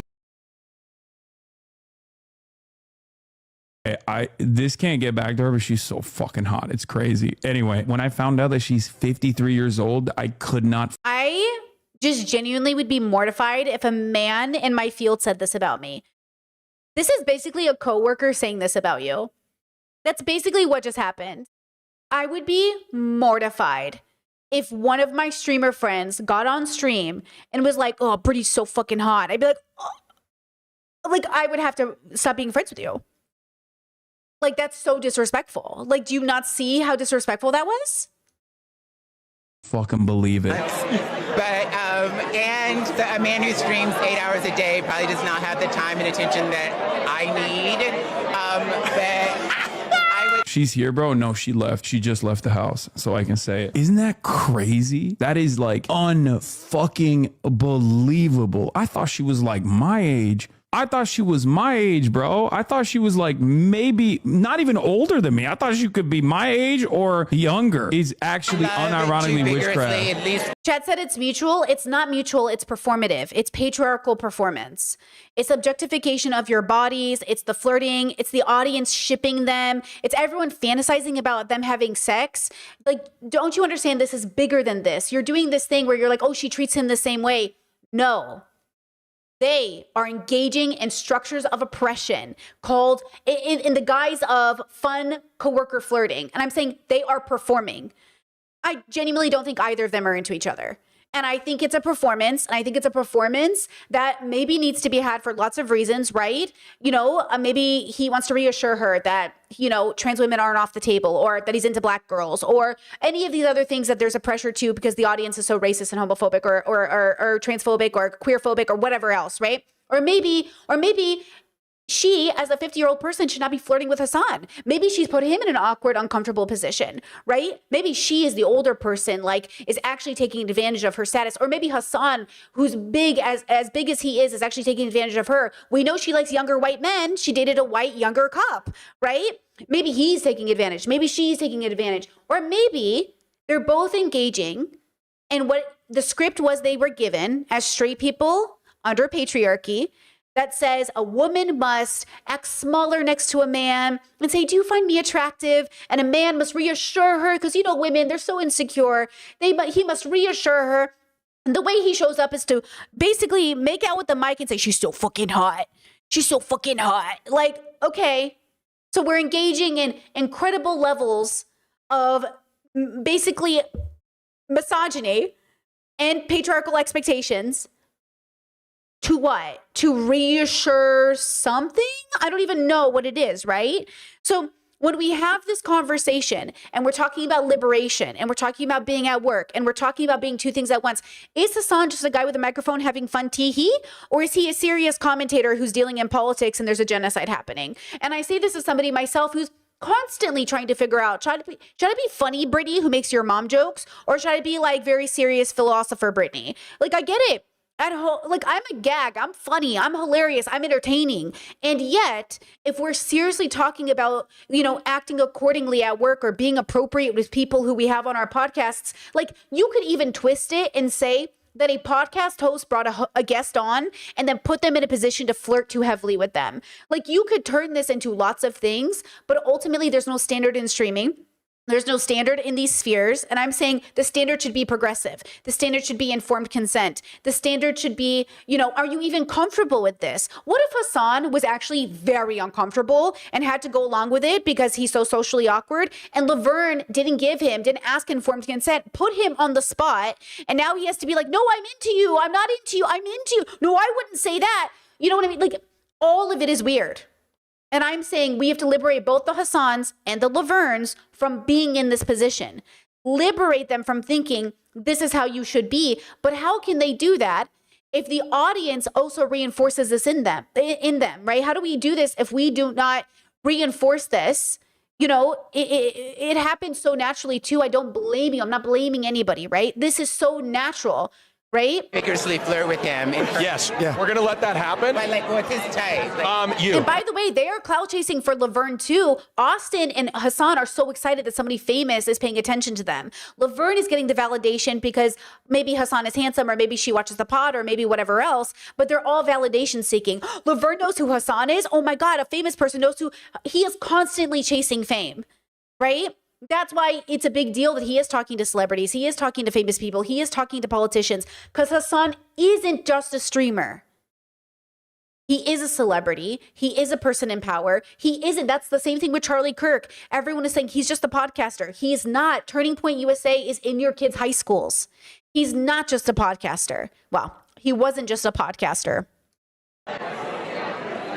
She said black don't crack. Yes, that is part of it. But I think HRT also, oh my God. No wonder that fucking Brian guy is like steadily dosing himself with estrogen, because holy moly. You ever hear something that a person says and you're just like, that's not real, and it just like kind of washes over you a little bit? This is that. Like when she said she was 53, I could not believe it. I still don't believe it. He's going to dedicate 2 hours exclusively to you.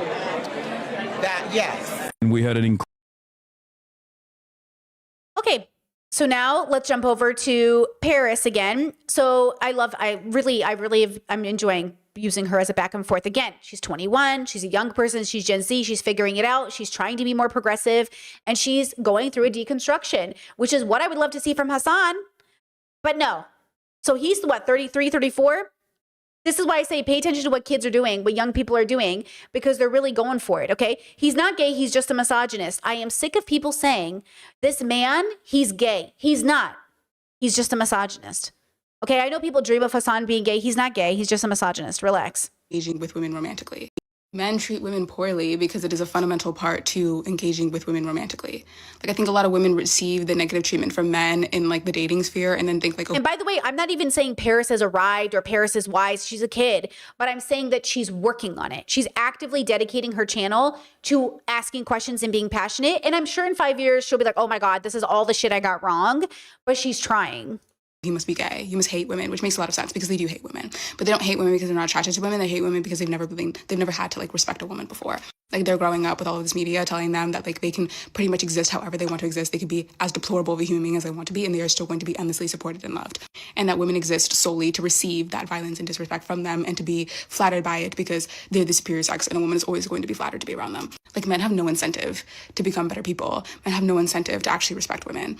All of the media and like fairy tales depicting heterosexual romance features women being disrespected by men. Like, what I'm trying to say is that like a man's disrespect towards a woman is not like evidence of a lack of attraction towards women. Literally just reflective of like how we have been taught to date and like understand romance. And pay attention, how we have been taught to date and understand romance.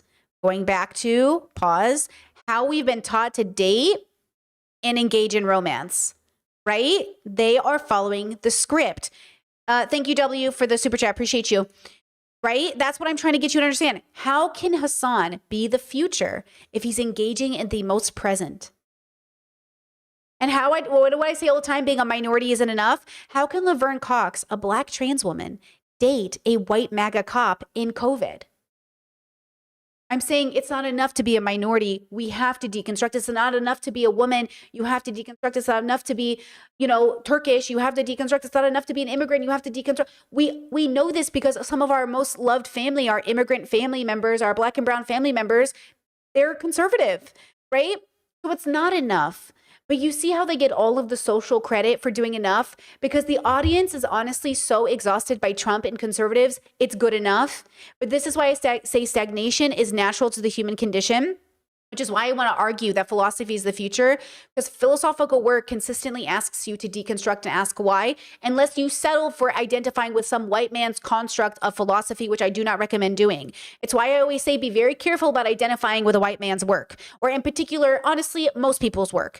Okay? Be very careful, but especially from the white man philosophers. Be very concerned, okay? Because there's so much stagnation in these bubbles. It's absolutely rampant. Okay, let's finish Paris's video. I understand the desire to say, like, oh, you must be gay. Like, that's the reason why you're, like, cheating on these women. That's the reason why you're critical of these women's bodies. That's why you're, whatever, like, being a bad male partner. But, like, if anything, it's just, like, greater evidence that that man is, like, fully heterosexual.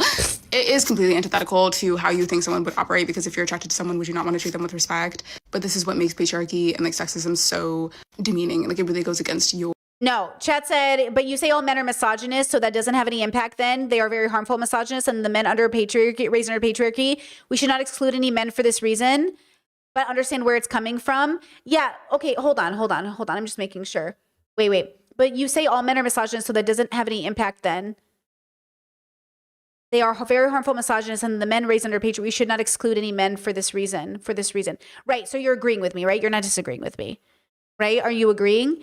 Because I think there is going to be this argument of like, why do you mean all men? Well, obviously, not literally all men, but men as a system, but even the most progressively seeming men. That's why we say, like, I always say, be careful of the liberal man, because he sounds really good, but he's not, right? And I'm not saying all men, right? It's not the gender man. It's people who aren't deconstructing from what it means to be a man, right? So this is very important, right? Chat said, I mean most women too, right? Do not confuse systems of oppression with individual genders. Women as a power structure does not exist. And so when you say all women too, right, you're equating patriarchal systems of oppression with gendered people as women, okay? Men as a system are born into a system that directly impacts and benefits them at the top. Then women, especially white women, engage with propping up that standard. Most women do, but not women as a system, women as a people. So yes, we all have to do the work, but men as a system are it's very important, right? You understand this, and this is going to be 99% of the population, right? Like, we have to understand that. Like, we have to understand that the world cannot be this way if a majority of people aren't this way. And that includes all of us. All of us have engaged in some level of engaging in oppressive frameworks or belief systems or misinformation. All of us. The world cannot be this way, and all of us aren't the ones, right? All of us aren't the ones who are bad. Oh, it must be everybody else. That's what Hassan is doing, by the way. Hassan is saying, guys, it's not me. Huh. It's everyone else. Huh. It's Asmin. Huh. It's everyone else. No, it's you too. It has to be you too. Because if you aren't one of them, then you're saying I am outside, and I'm saying none of us are, not even me, not even you. But see, that's not good. That doesn't sell tickets. That doesn't make people feel like there's hope at the end of the tunnel. The hope at the end of the tunnel is a philosophical one. The hope at the end of the tunnel is a radical acceptance one. The hope at the end of the tunnel is having the realization that we have to consistently be working at and consistently be deconstructing. And the more we do it as a collective, the easier life will become. Okay? This recession, this economy, Trump's map, his plan is to stress you out to the point where your bigotry feels like the only reasonable reaction to how expensive eggs are. And I'm saying, don't allow the cost of egg to justify bigotry. Don't allow people to call Black ICE agents the N-word because you are strained under the framework of this oppressive regime. Do not allow yourself to engage in misogyny because the system wants you to engage in misogyny so it can say, see, you're just like me. See? You want to be misogynist. See? You want to say the N-word. You want to be anti-Black. See? You agree. You see it. You see it just like me. And I'm saying abso-fucking-lutely not. We are not the same. Because that's exactly what they want you to agree to. That's why Jesse Waters says, oh, I kind of like this Hassan guy. This Hassan guy And Hassan goes, oh, does he think I'm a misogynist too? He knows you're a misogynist because Jesse Waters knows how hard it is. He knows how he believes all men think this of women. He sees your work and he has no reason to think otherwise, right? So again, when we're having these conversations, it is very hard. And I am just as, me too. I am not exempting myself. I'm not saying Brittany's the best one and Brittany's the only one. I have just as much fucked up shit on the internet as Hassan Piker. Maybe less, but I have stuff too, and I'm saying, here's what I did to learn. I'm waiting for Hassan to catch up, but men do move slower, not because of their gender, but because patriarchy allows them to. Hassan doesn't have to move faster. He literally was rewarded by the system. Famous, rich, good looking, right? I moved faster, which rewarded me with everything women are often rewarded with. The opposite. Because men will do the basics and become millionaires. Women say the basics and they're like stupid. Literally. So again, I'm not saying, okay, that Hassan is the worst person who's ever existed. Like I said, he's really good when it comes to a lot of what he does. I just don't like it when he talks about women, LGBT people, disabled people, or Black people. And I follow all of those communities and they don't like it much either. Okay? Now, stay with me here. I'm going to pivot and I'm going to go back to Hassan. This TikTok of clavicular is exactly what makes Hassan popular and exactly what makes clavicular feel emboldened by his opinions. And I know that sounds crazy, but stay with me. Lose your hair or your dick? Because I would say dick personally. Yeah. I would look terrible without hair. I'd look sick. But if you go bald, you could go jacked. You could go Bruce Willis kind of. No, that just makes you look like one of those cringe red pill jesters. I feel like. I think they're jesters too. I kind of just like to refer back to the quote, like hair is life, and if you have no hair, you have no life. Confucius. No, that's actually Saint Hamoudi. Who's Saint Moody? Saint Hamoudi, just some autists from like the black pill space. Oh, okay. So I said it earlier that this guy, Adam, is a part of the problem as well because he shouldn't be platforming clavicular. Because clavicular he's really engaging in a lot of dangerous behavior, guys, for himself and others, right? But I think what's important is that clavicular would rather choose hair than his dick because hair is a part of aesthetic. Hassan, a former fat kid who, by the way, this community has reviewed Hassan and like done like before and afters and how he's looked maxed and how he's benefited from getting attractive, right? And there's that part. So, okay, watch. I'm going to show you just a few things so you can kind of understand the bubble. Your favorite, hottest woman in the world, spread eagle, and then a cheesecake. Which one It you says eat? Austin Larps as a fat kid. Cheesecake. How good is the cheesecake? Really? How long has it been since I've had the cheesecake? It's been weeks. But these are important you factors. would rather eat the cheesecake than eat the girl that was right there? Depends. That's crazy. This one's a coin flip. Yeah. Really? Yeah. You guys are both fat kids. That's what I hear. Yeah, this is why we laugh at you when you say, "Oh, I'm a fat kid too." My strategy to stay skinny is I order a bunch of junk food, and I think I don't want to even hear this. I hate no. This is going to be. I've This said is it going to be before. frustrating for me. No, I don't throw it out. I put it in my bedside table. They're non-perishables. This is my new thing. I order trail mix, Chex Mix, whatever. Okay, let me stop you there. And then I get Let me stop you there. What? Dude, you just said you're a fat kid. You ordered cheat meal Chex Mix. stuff Is trail mix and Chex Mix? What are you? Are you a squirrel? You know What are you doing? You know how much? There's 17 grams of fat in a small package. I'm gonna beat him to death. And a small package of trail mix. Okay, it's all fun and games, but there's a level of fat phobia that needs to be deconstructed, okay? Last night, we're having dinner. It's just totally fucking fatty ass food. And on top of that, he goes, you know what I'm in the mood for? A cookie dough cheesecake. And he just fucking busted out a cookie dough cheesecake and propped it in front of me and went and looked at me and went, Listen, aren't you in the mood for it too? I will say this in his defense. It's the fucking holidays. Yeah. If you don't gain a 10 spot during the holidays, I can't. Can't. I can't because like I've been doing so well. I've been doing so well and use like it as your bulking period. I add to my biceps in the holidays. You know what I mean?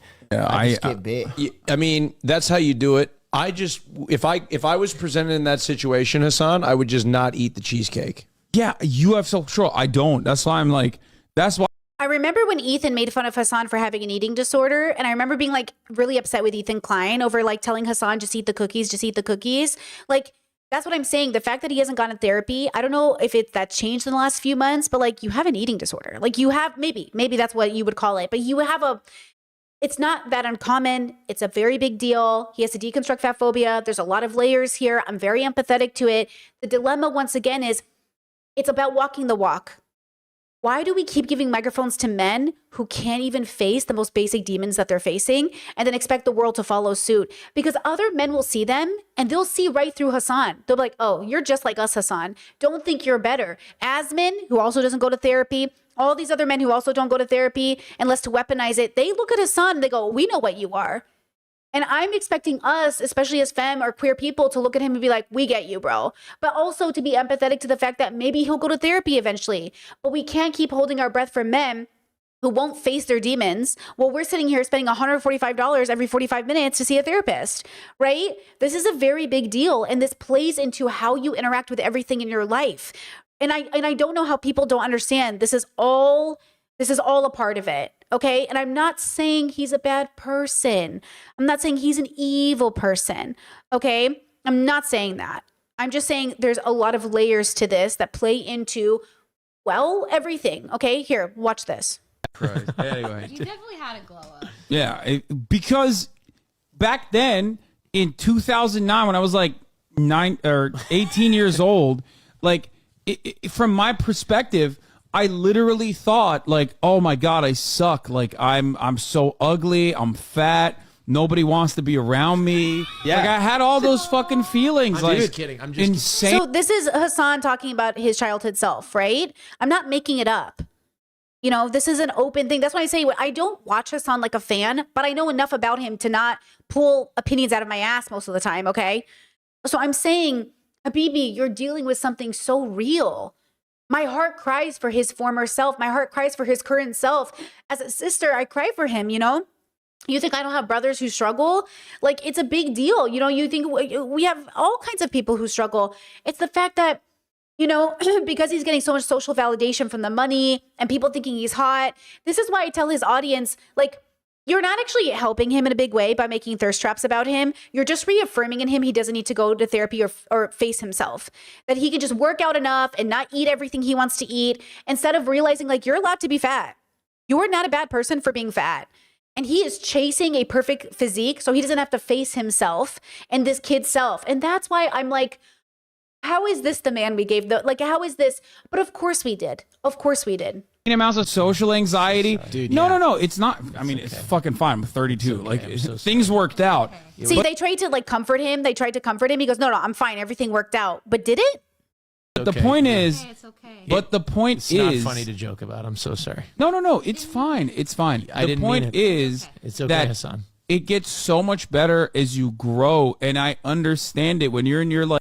Okay. Today we're going to be rating popular streamer and radical last one. feminist Hassan Piker's physique. For his height, he's got First of all, calling him a radical feminist, I'm going to scream. a lot of muscle. He's a bit of a higher body fat percentage, but he's got this kind of powerlifting strongman physique, which I actually quite like. So obviously his abs aren't that visible, but he's got a really solid chest, good shoulders. His insertions aren't great, but he makes up for it in mass. Also, his physique is completely invalidated by wearing mascara. And Dude, that's awesome. Wait, I mean, it's a pretty funny video. It's a pretty funny, completely invalidated by him wearing mascara. That's so funny. this guy with the broccoli cut and like steroid regimen is still glazing me up while simultaneously being upset that I'm like wearing mascara and shit. he's got a little bit of gyno. Since he's a feminist, when his kid comes out, he's gonna breastfeed them. Hassan I'm gonna give his physique a 5.5 out of 10. What?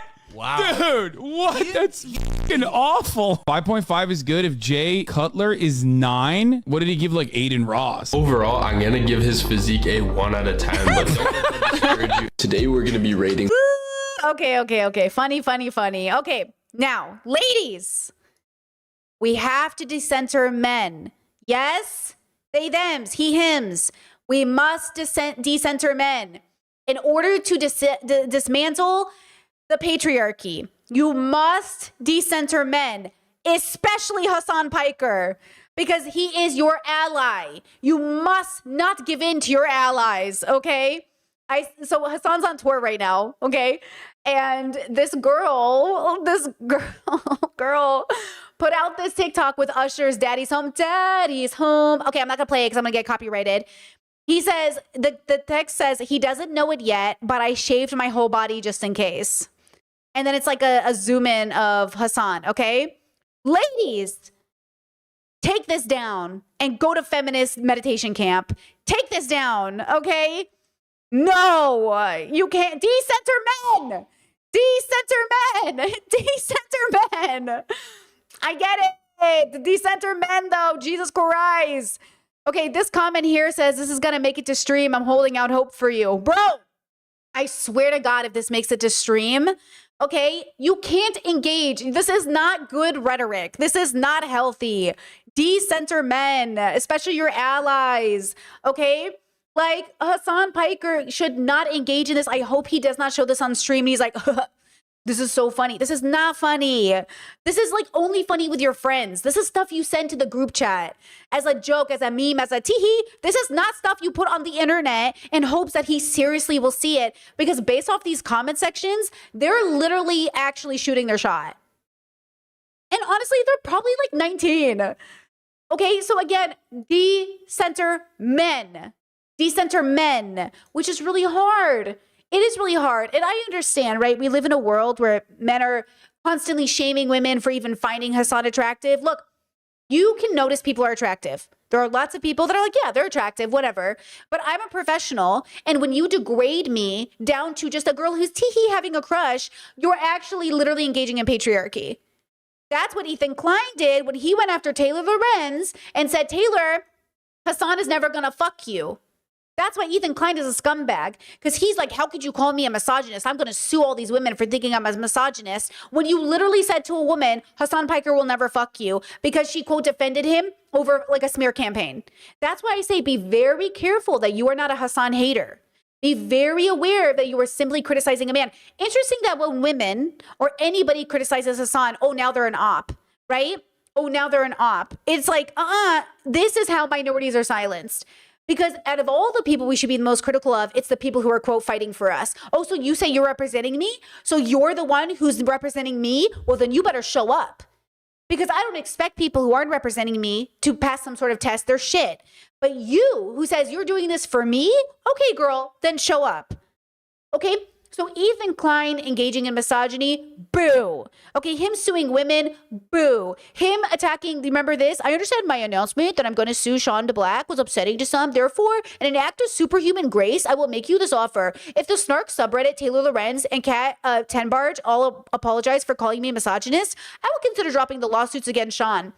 He weaponized suing a black man against women who he was upset called him a misogynist, and then he threatened to sue. This is gross, okay? Gross. Absolutely not, okay? One less TikTok from Paris, and then I'm going to swing this and tie this all into capitalism and Hassan once again, because again, as somebody who was heavily criticized by her audience for the collaborations I did in COVID, you were fucking right.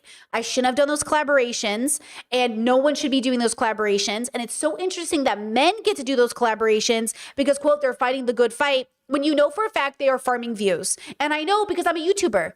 I make a full-time living doing this. I know how the game goes. And also, just to make it clear, FD Signifier also just put out a little side stream to this content, like to talking about this.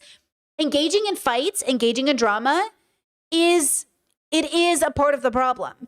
Okay? So like, again, I'm not saying there isn't a way to do it, but I'm saying it is the way people do it. And Hassan isn't exempt from this. As much as he says like, yeah, why am I engaging in this? He does it all the time anyways. And that's what I'm saying. I'm saying he hasn't changed. Okay, one last thing from Paris. Hating herself. A woman hating herself gets a man a wife. Hold on, the volume is a bit low on her TikTok, so I'm gonna try to turn it up to the best of my ability. I won't talk, so you guys can try to hear her. A woman hating herself gets a man a wife. It gets him a mother to his children. It actively supports the economy and makes families and communities run, right? Because when you as a woman hate yourself, what do? You spend a lot of money on beauty products. You're supporting the economy. You're willing to do anything that any bottom of the barrel man offers you because you're insecure and you feel like you don't deserve better. You're going to sit there and raise that man's children with no expectation of any kind of support because you've been told that this is your role and that you're not allowed to deserve better. You are going to sit there and allow yourself to be walked all over by your extended family, by whoever, because that is your role, because that is what you are here to do, is to support other people. Like, the world profits so much off of women hating ourselves, not believing that we should have our boundaries respected, not believing that we're allowed to be comfortable in our bodies, not us completely having zero respect for ourselves and viewing ourselves as the bottom of the barrel. Like, our world literally spins because as women, we are trained to feel that way about ourselves. And I really need you to understand like just how much your insecurities, and I'm not even talking about like surface level, like you're upset with how your body looks like fundamentally not thinking that you are allowed to take up space in the world. I just saw someone make a tweet comparing how loud men sneeze in public versus how like quietly women sneeze in public. Something as silly and stupid as that, like not feeling like you are allowed to take up space, how much that is such an intentional thing for you to feel because the world completely benefits and relies on you feeling that way. That is how the world spins. And I really do believe that when Hasan gets on his platform and calls women so fucking hot, he is giving women a lack of opportunity to actually be there as thinkers. And that is the dilemma, okay?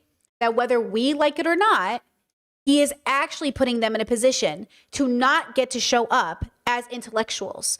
And women naturally do this themselves because they're raised under patriarchy. And I'm saying, stop doing it. Decenter men, decenter Hasan, and keep women's name out of your fucking mouth. One more thing about Laverne to bring this home. Specifically about, I'm thinking specifically about my ex-boyfriend. I got like excoriated, lost followers last year when I disclosed that my ex-boyfriend was a MAGA. Oh, you're aware of this. Oh, I'm aware. Was a MAGA Republican cop. Oh my God. And it was the way I talked about it. People Very were Lana so... Del Rey coded. Yeah. I'm sorry, what? I said it's very Lana Del Rey coded. People were very upset, and I talked about the relationship in my solo show last year, and I write about it in my book. Available for pre-order. Yes. Comes out June 9th. Available for pre-order right now. Can we link it in the description? We'll link it in the description. When I talked about it, I thought, in my mind, I was like, people obviously know I'm very politically progressive, and I thought the conversation would be about how two people who have totally different politics find a way to make it work. Who, by the way, this cop was 26 and Laverne at the time was, I think, 48. So Laverne, girly, why are we dating kids? Why are we dating young people? You know what I mean? So Hasan is 33.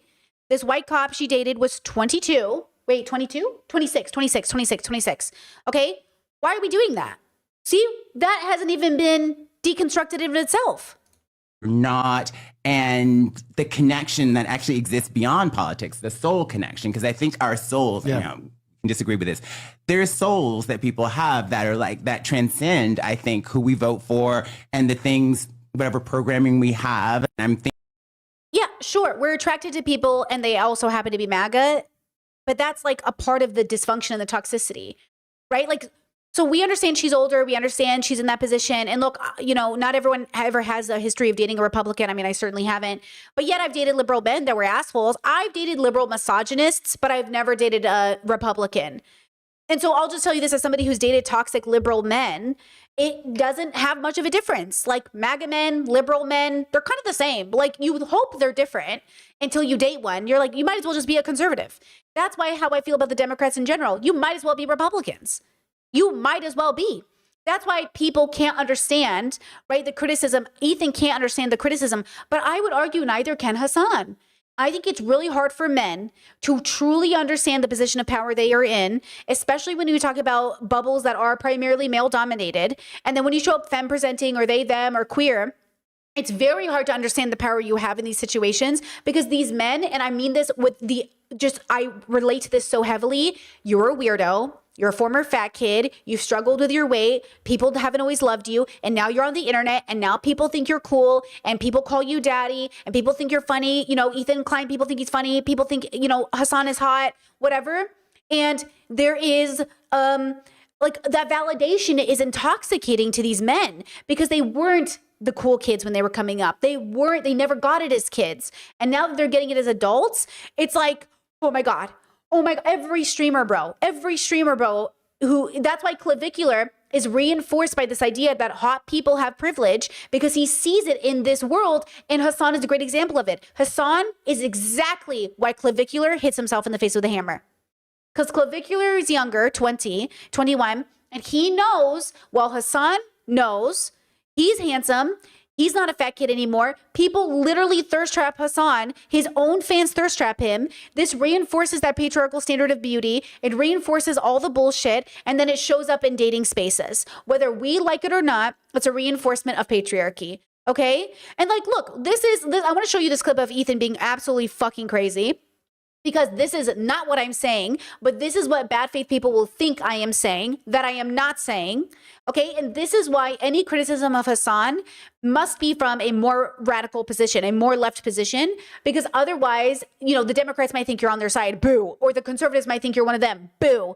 But also, Hassan won't allow himself to be truly criticized because he wants to be in that group. Everything about his career choices have benefited Democrats. Even though it looks like it's not. It is exactly the game of politics is the reason I got out of it. When I was a kid, I would have been like very much somebody, but every time I was given an opportunity, I was like, you guys are grifting.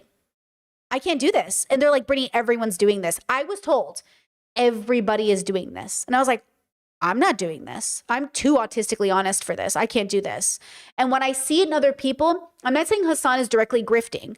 I don't think Ethan is grifting either. I think it's worse. I think they are psychologically taking it out on us and getting their validation through being a public figures rather than going to real therapy and doing the philosophical work. So anyway, Taylor Lorenz, who says, I have a psychosexual obsession. One more time for the girlies in back. He's unreasonably good looking and cool and dresses. As if Taylor isn't beautiful. Cool. Tell me about right? it. Do you know what I mean? Like, as if Taylor literally isn't gorgeous. That's what I'm saying is the patriarchy of it all. Women actually think they're ugly because Hassan is handsome to them. Taylor is literally beautiful. She thinks she's ugly.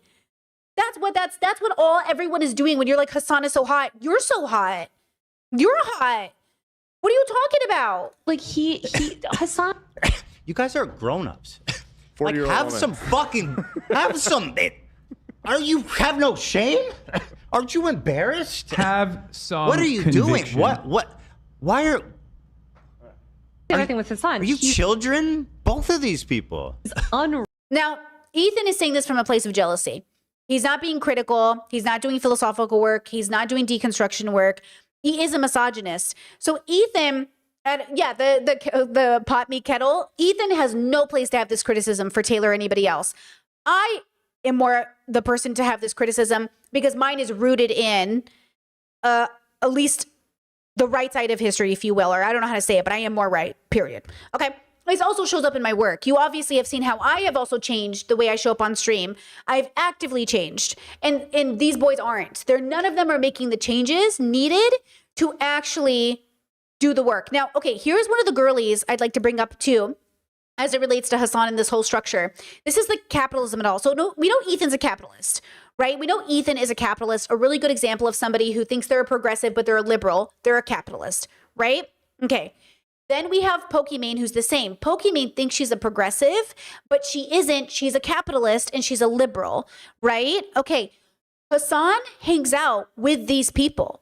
Hassan rubs elbows with a lot of liberal capitalists, but all of a sudden he isn't one. He's the one who's shopping. He's the one who's engaging in fast fashion, even though he definitely has enough money not to. He's the one engaging in a lot of overconsumption. But again, his progressiveness is saying I'm a socialist and an anti-capitalist, but he isn't an environmentalist. He isn't a vegan. He isn't engaging in deeper relationships with these structures of oppression. He's doing the bare minimum and getting all of the reward, like Pokimane and everybody else. Pokimane makes a lot of girl boss content. I've never liked her, but not for the misogynistic reason men on the internet haven't liked her.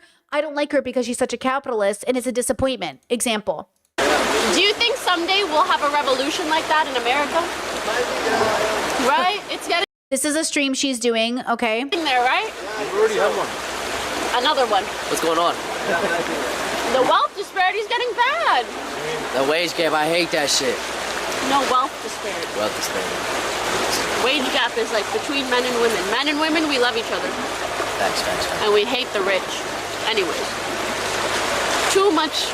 Aren't you the rich? No, like the ultra rich, the ultra giga rich, the You have to unnecessarily clarify. rich. They're gonna clip that, and it's gonna make you look bad. Oh, You the gotta ultra say, giga you gotta rich. say the billionaires. The billionaires. Because you are rich. The Bezos. You can't be saying that. I am. I'm rich in friendship. Okay, like she's rich, to be clear. Like I don't know how much Pokimane made because she always kind of like skirts around it. But Charlie Penguin Zero made $34 million on YouTube alone. So I have to assume they're all making similar numbers, give or take, right? They're rich, okay? I get it. Now, with that said, she goes, we hate billionaires, we hate the rich. Then why the fuck are you collabing with Mr. Beast twice? Last year, a year ago, and 4 days ago, collaboration with Mr. Beast, a billionaire. How are you going to eat the rich girl when you're collabing with them? Come on now. What is this man doing in your fucking thumbnail? Why are you collabing with him? This is what I'm saying. This is bullshit. I would love to be fans of all these people, but girl, what is this? Okay? So trust me when I say I'm not pulling my opinions out of my ass. Okay? I understand and have a relationship to all these things. Here's the difference between me and Hassan, and I do this for ethical reasons. Hassan does them for clout reasons. I'm going to say what I'm going to say. He, 4 months ago, collabed with Pokimane. I, under my ethical system and framework, could not ethically collab with her because she's collabing with Mr. Beast. And I have made this decision after I was open to collabing with everybody. I realized like, oh, people are bad. And not only are they bad, they're all in it for clout in a way that I am not. And you know this because I've made the decision not to collab with people unless they've been very vetted. The last person I collabed with, Britt Hartley, I literally sent her an email and I said, hey, I'm just checking. Are you pro-genocide or Israel? Hey, I just got to check. Are you pro-patriarchy? Okay, like I literally sent her that message. Most people aren't even doing that because I understand I've never done that before either, but I'd rather do it before the, collaboration, at least try to do my due diligence. And of course, we collabed because Britt Hartley's that girl, okay? So again, when we have these conversations, we have to understand that like they're living in a different reality. They are not actually holding themselves to a standard, but they're getting all of the social reward for the validation. They're getting all of the validation, all of the money. So here's a video of 3 millionaires, Phineas, not from Phineas and Gage, Phineas from Billie Eilish, okay? Pokimane and Hassan. Listen to the way they answer this question. When we talk about ethics and morals, listen to the way they answer this question. Caller 5, my gay dad is dating a young twink, okay? Listen to the advice they give him. Here's the beginning of the call. Hey, Puffins. Oopsies. So my problem, I'll just get right into it. I have a gay dad. That's not my problem. So Just he's dating, prelim. so I'm 27, Okay. and he's dating like a 30-year-old Brazilian twink. How old is your dad? My dad is like 60. He's pulling. I mean, it's normal. He's got game. Yeah, he's killing it. Okay. So like background context, he came out when I was like 20, so like 4 or 5 years ago. Or I'm 27, so like 7 years ago, and they've been dating for like 5-ish years. Okay, so 27, go back. Okay. So I mean, it's normal. He's got. My dad is like 60. So 60 and 27. Or I'm 27. Okay, and then let me go to the part where they really start giving him advice. I definitely will. I have a quick question. So is the issue here how you feel when you're around them, or do you have concerns about their dynamic that make you uncomfortable as someone who can probably relate to his partner more, potentially, in terms of your age? A little bit of both. It's definitely like me personally, it's a little bit uncomfortable sitting there and having like his partner try and like relate to me on an age level, like relating to things of like when we were children, like, that kind of thing. Like trying and succeeding at relating. Yeah, like it's weird that he like gets it. Yeah, I mean, look, I understand He's being like 1997 was wild. I understand being uncomfortable with this dynamic. I totally get that. It's a little strange. Having said that, It's a little strange. Having said that, oh girl, what is he about to say? this would be borderline or completely unacceptable if you were like in your early 20s, as opposed to the fact that, you know, your dad is in his 60s. The way I would grab my dad by his balding head and be like, absolutely fucking not. A 27-year-old my age? Absolutely fucking not. Absolutely fucking not. This is what I'm saying. I'm saying these people are not progressive. They are not liberated. They are in no way deconstructing expectations of patriarchy. They are accepting this age gap because one, they think that's all gay people, or two, they're engaging in patriarchal standards of age gap relationships being allowed because 27 is all of a sudden okay for a 6-year-old. It's not okay. Why is a 60-year-old engaging with a 27-year-old? But your dad's boyfriend is in his 30s. And at a certain point... Didn't he just say 27? Didn't he just say his boyfriend is my age at 27? Am I confused? Did I hear wrong? I think the boyfriend is 30. Okay, so the boyfriend is 30? Okay, pause. Let's look at this. So, okay, his boyfriend is 30. Yes? I agree that when people are in their 30s, it's none of my business, but I do have an opinion that it's wrong. So here are the two different factors. His boyfriend is 30. And I think that is, you're grown, you can make a decision, but I will lecture you about your decision. I won't respect it. It's not respectable. It's not. You're 60. What are you doing? Okay? If you said a one-night stand because you want to have a daddy experience, whatever. What are you doing pretending to have a relationship? I'm not saying out of the billions of people on the planet, there isn't an exception of an age gap relationship. I'm saying, why are we doing this? Do you know Florida is fighting to stop first cousins from marrying?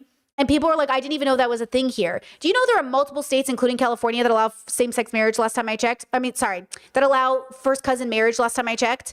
Because and I get it, as a family who has a lot of first cousins who are married, can we not? Can we fucking not, please? I'm 37, and I swear to God, if a 55-year-old was like, hey, Brittany, I'd be like, you better shut the fuck up and don't talk to me. Don't even look in my direction. I'm 37 in May. I'm about to be 37. Don't even look at me. Don't even look at me. Don't even look in my direction. You wish. You old man. Disgusting. Don't even look at me. Okay? With no respect. I don't respect this. It's like, it's just...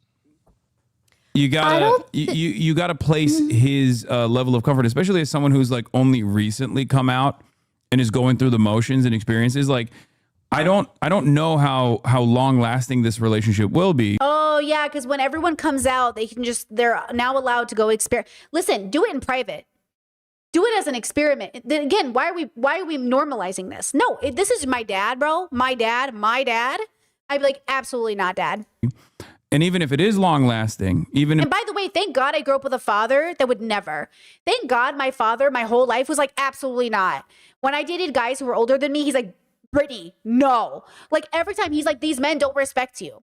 They're too old to be dating you. My father would never. And if he ever did, he's getting lectured. If this relationship is long lasting, I think ultimately by that point, it will get less weird for you anyway.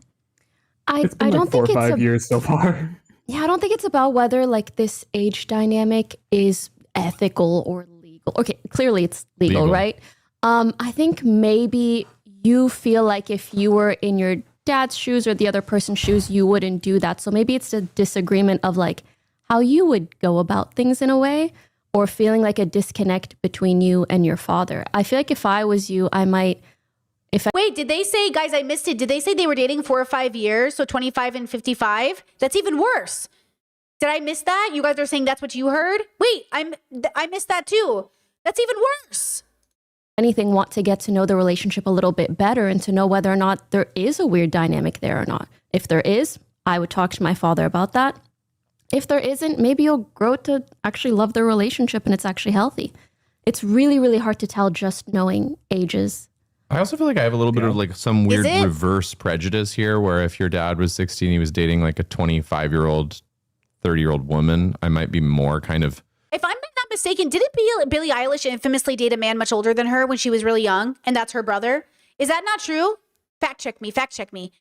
Didn't Billie Eilish infamously date a much older person, which was inappropriate? Don't make me bring out the clip. She did, didn't she? See, this is why I don't trust any of these people. All these people are scum. Okay? All these people normalize the most toxic. They normalize the most toxic bullshit relationships. They don't even have it. They don't even have the tools. Okay? They don't even have the tools. I'm 15. Why is my boyfriend 20? Why was my boyfriend 30? Girl! You know what I'm saying? Damn. Like, I'm not smiling at that, but that is real. We was trying to find outlets, though. I don't think, you know, and and also just a way to process this, and nobody our age, I mean, could understand. Nobody our age could understand. But then you look back in hindsight, when I turned 30, I was like, that's not okay. Hello?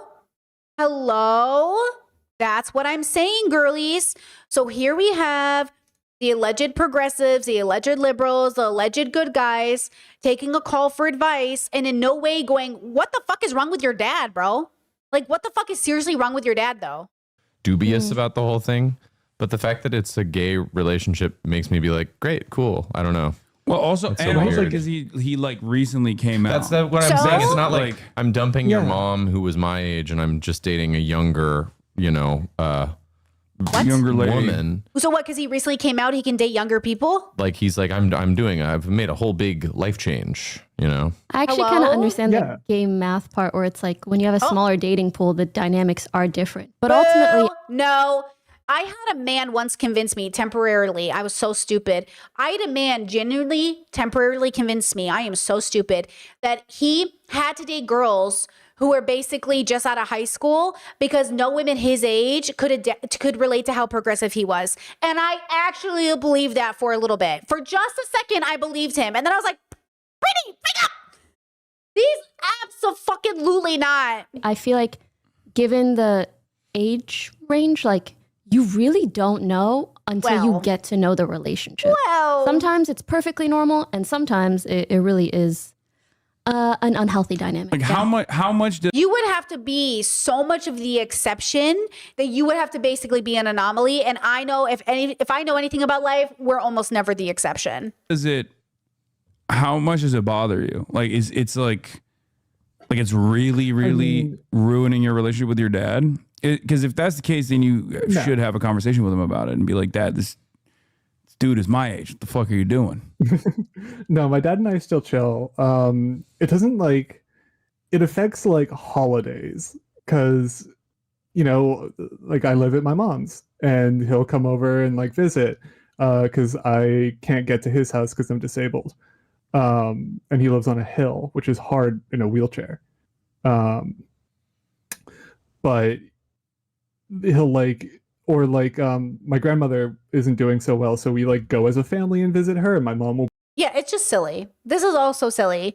I remember one of my friends was they had like a really fun like progressive group of friends, and they were so excited. They're like, "Oh my god, I'm so excited! I'm actually hanging out with progressives and liberals, and you know, it's just so nice, and it's just such a And then they had a house party, okay? Or not a house party. That sounds crazy. They had a party at their apartment. They're an adult, okay? They're college educated adult. They had a normal fucking house gathering, okay? And everyone's adults, everyone's of age, everyone's in their 30s or late 20s, and everyone's a pretty adult age, right? Two of the gay guys who are poly bring with them, without telling my friend who's hosting, alcohol, a 19-year-old boy they're dating. And my friend was like, absolutely not. What is happening? Why are you bringing a 19-year-old to my house when you guys are in your 50s and 60s? Or 40s and 50s, I think 40s and 60s, something like that. I think 40s and 50s. Why are you bringing a 19-year-old to my house? And I was like, oh, hell no, girl. Tell them absolutely never again, and you're not friends. Absolutely not. And it was, you know what I'm saying? Like, what are you doing? You think you're talking to a progressive, you think you're in a safe space, and all of a sudden, the polycule shows up with a 19-year-old. And there's alcohol being served. And it's like, what is happening? What is happening? Okay, and this is what I'm saying. Okay, they're not in contact anymore. They're not friends. Okay, that's absolutely no. Okay, but how sucky is that? You think you finally found a group of, that's why I say with peace and love, I don't want to hang out with these people. I don't know how you guys don't understand. One, I already have friends. And two, you're not good enough. Your struggle, your lack of deconstruction is toxic. To me, they are all still in a very toxic place. Because I cannot imagine. Now, of course, it's not as toxic as MAGA. It's not as toxic as these liberals. It's not or these other liberals. It's not that toxic. But I'm saying, please know that I do think philosophy is the future. And I do think this cannot possibly be our future. And I do think they're doing great work for where they are, but it's not good enough. Pokimane, in many ways, is helping women get their money together, girl boss content. I don't know if you guys have seen her TikToks, but here, I'll show you just for a second so you can get an idea. Okay. She makes a lot of girl boss TikToks, but it's capitalist TikToks. They're capitalist TikToks. And that's the problem. The problem is that she's not making progressive TikToks. She's talking about tax loopholes. She's literally talking about tax loopholes. I posted a video about all the businesses that I've co-founded, and I got so many comments asking for mentorship and advice. So here are 3 pieces of advice that I would tell any girl who's looking to build her career. This might be a weird one to start with, but don't tell people your plans. I've had so many instances, either myself or hearing from others, where you— And she titled it Business Advice for a Girl Boss. Like, I get it, okay? I get it. She's trying to appeal more to girls. I know she tried to make that intentional change a while back, you know, because she realized her audience was mostly men, and she tried to make a deliberate decision. But the dilemma is that she's a capitalist. She's a liberal. So I can't even recommend her to girlies except to say, like, you can watch her and understand it, but realize she's a capitalist. That's what I always say. I'm like, you can watch her, but know she's a capitalist. Take her girl boss advice and turn it into something progressive. But she is a capitalist, right? And so that's the dilemma. I want to celebrate women. I want to celebrate women being successful, but she's an overconsumption capitalist. Okay, I've never seen somebody spend so much money on nothing. You know what I mean? Like, and she's collabing with Mr. Beast recently, this week, a collaboration with Mr. Beast. Do you know what I'm saying? And by the way, there are people in her audience that are like, girl, why are you collabing with him? And I'm like, girl, why are you collabing with him in 2026? Because again, I understand, okay, 5 years ago, I maybe would have collabed with Mr. Beast, right? But I'm telling you, we're in 2026. So sometimes it feels like, were we not all in the same place at the same time? Were we not all on the internet at the same time? Were we not all solidifying our careers in streaming at the same time? I became a full-time streamer during COVID. Were we not all at the same place? But apparently not, which makes sense. I'm a little older than everybody, so maybe that's what it is. Maybe I'm more behind in many ways, but probably not. But I'm saying, did we decide in 2026 we're not collabing with Asmon? We're not talking to Mr. Beast? Like, what's happening? But now, and this is the part that you have to understand, this is why I say they're all in the game together, because this is the game. This is the game. The audience wants to see them collab. The audience wants to see they're successful. The audience wants to see them go viral. The audience wants to know they're not just watching somebody who's a rando in their bedroom. They want to know they're watching people who are doing cool things. They want to see the validation. And so they're working on each other. I don't blame you. I'm explaining why the world is the way it is. You ever hear that? You ever see that meme like, God, why did we make them famous? I can't believe we made them famous. Yeah. Yeah. The world is a reflection of itself as a whole. So none of these people are at fault. All these people are a reflection of exactly the status quo. There's nothing unique or liberating about Pokimane and her platform. Not really, right? There's nothing liberating about Hassan or his platform. It all still is just the status quo. That's why Jesse Waters was like, Hassan's cool. He's fine. Because Jesse Waters is like, oh, he's playing the game. It's again, I'm not really trying to, it is what it is. And that is why I love philosophy, because though it is niche and not very many people are interested in it, why would they be in a world where capitalism and patriarchy is so much more exciting, where entertainment is so much more exciting, where Jake Paul might do blackface? Oh, I can't wait for that to go viral. Oh my God, Drewski did whiteface, and oh, now I'm going to do blackface. Like, why would you ever sit down and watch a philosophical or philosophy lecture when you can watch Jake Paul do blackface? Which God knows is probably coming in the next few weeks. So everybody brace yourselves, God. It is what it is. That is what humanity has created. That's where we are. I don't think we'll always have to be here. I don't think it has to be this way. Right? Chad said, girl, don't manifest it. I'm not manifesting it. He said he's going to do it. If you guys didn't see the TikTok I showed yesterday, he said he's going to do it. He said he's hiring makeup artists as we speak on Theo Von. I'm not manifesting it, girl. I'm just telling you, he told me he's going to do it, and I believe him.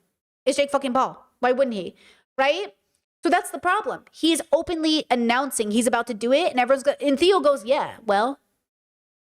And that's what I'm saying. I'm saying this is the world. And the world is a reflection of us as a whole, okay? So if you sit here and go, why is the world so awful? Why is the world this way? Because it's us. We are the problem. And it's not to blame us. It's to acknowledge the responsibility of what it means to show up in the world as a person, to know you're flawed, and to do your best to grow. That's all we can do is get better by trying to be a little less bad every day. So genuinely, stop trying to be a good person. The road to hell is paved in good intentions, right? Try to be a little less bad every day with everything you do. Like, take something silly like, oh, I don't know what to put this gum wrapper. I'll just throw it on the floor. I don't know where, but just throw it in a trash can. Okay. Oh, I spilled something in the kitchen. I'll get it later. Get it now. Okay. Oh, I don't want to recycle. Separate your recycles. Just do it. Get in the habit of being less bad every day, and it will show up in more than one way. It will show up in all ways, right? Okay. So when we review pop culture through a philosophical lens, we're acknowledging that this is popular culture, trending, popular. This is what the world has brought to the forefront. This is what the world wants to go viral. This is what the audience made viral. This is what the internet finds entertaining, which means this is what humanity is. Humanity is exactly who it is in the most present. It is a patriarchal, genocidal, misogynistic world. And the ones who will suffer the most will be children.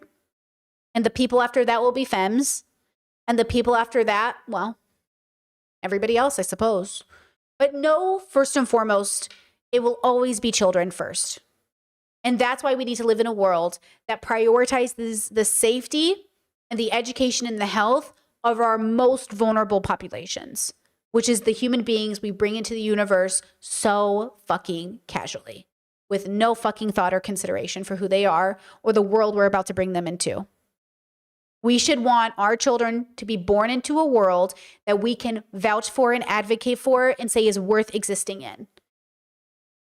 And that is the responsibility of every adult, even the people who don't have children, is to make the world a place where any baby who comes into the world, no matter how they get here, is born into a world that is safe enough for them. Because we're not there yet. We're definitely not there yet. Okay, I really hope that made sense. What do you think? Good presentation? I feel like I really nailed it, you know? But I really wanted to talk about this because I know sometimes I brainstorm preemptively on stream and you guys are maybe like, what is Brittany mulling over? What is she thinking about? You know, where does she get this idea? And then today I was like, okay, I'm going to put it together. I'm going to show you how I come to my conclusions, how I form my ideas, and why I think the way that I do, because I think this is really important. Like, this is so important to me. I think this is my life's work. And I thank you for being here to witness it, because you really are witnessing my life's work. But this is what I think I'm supposed to do on Earth. I think I'm supposed to, through a philosophical lens, reassure people they're doing their best and encourage people to do less bad. And so I am trying to be compassionate, and I'm trying to love people a different way. And I'm also trying not to allow my own biases and prejudices, my own desire to live for men's potential, to keep me from holding even the people that I want to root for accountable. Because that's what it is, right? Like, we want to root for Hassan. We want to root for people. We want to believe that you're doing good things. But damn, bro. Okay? And this is why I've really enjoyed with my Discord. We're going through Avatar: The Last Airbender. And one of the things I've loved is how critical we've been of Uncle Iroh. We love Uncle Iroh, but we have not spared any heat his way. Now, if Uncle Iroh is going to get heat, you expect Hassan not to? How dare Hassan and all of these boys exist in a world where they think Uncle Iroh deserves heat, but they don't? Now, I understand you're thinking Uncle Iroh, to be fair, might have engaged in war criminal activity. And to be fair, okay? But really, the version of Iroh we meet is also a man who's like a bit of a womanizer. You know what I'm saying? He is a kind of dirty old man, lightly displayed through the cartoon. So again, there's so much here to talk about, but no one is exempt from criticism. And no one here in this community wants to criticize you in a way that doesn't bring redemption, right? Like, we're not interested in throwing you under the bus, We want you to be better so the world can be better. We want you to be less worse so the world's a little less worse, Okay, let's stretch our legs and take a 2-second break. We're going to talk about the verdict, which I actually don't technically know what happened yet. So, you can keep the spoilers to yourself, but it's not very long. It's very short. So I'll come back. We'll watch it together, and that will be it for today. Okay, I'll be right back.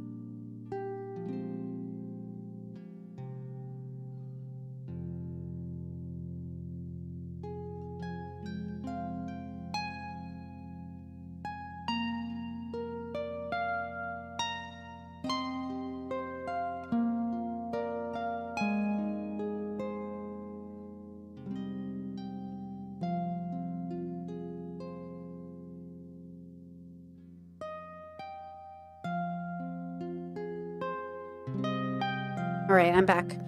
Pausing music in 1, 2, 3. Okay, first of all, what the fuck was that at the beginning of stream? Were those bots? What was even happening, bro?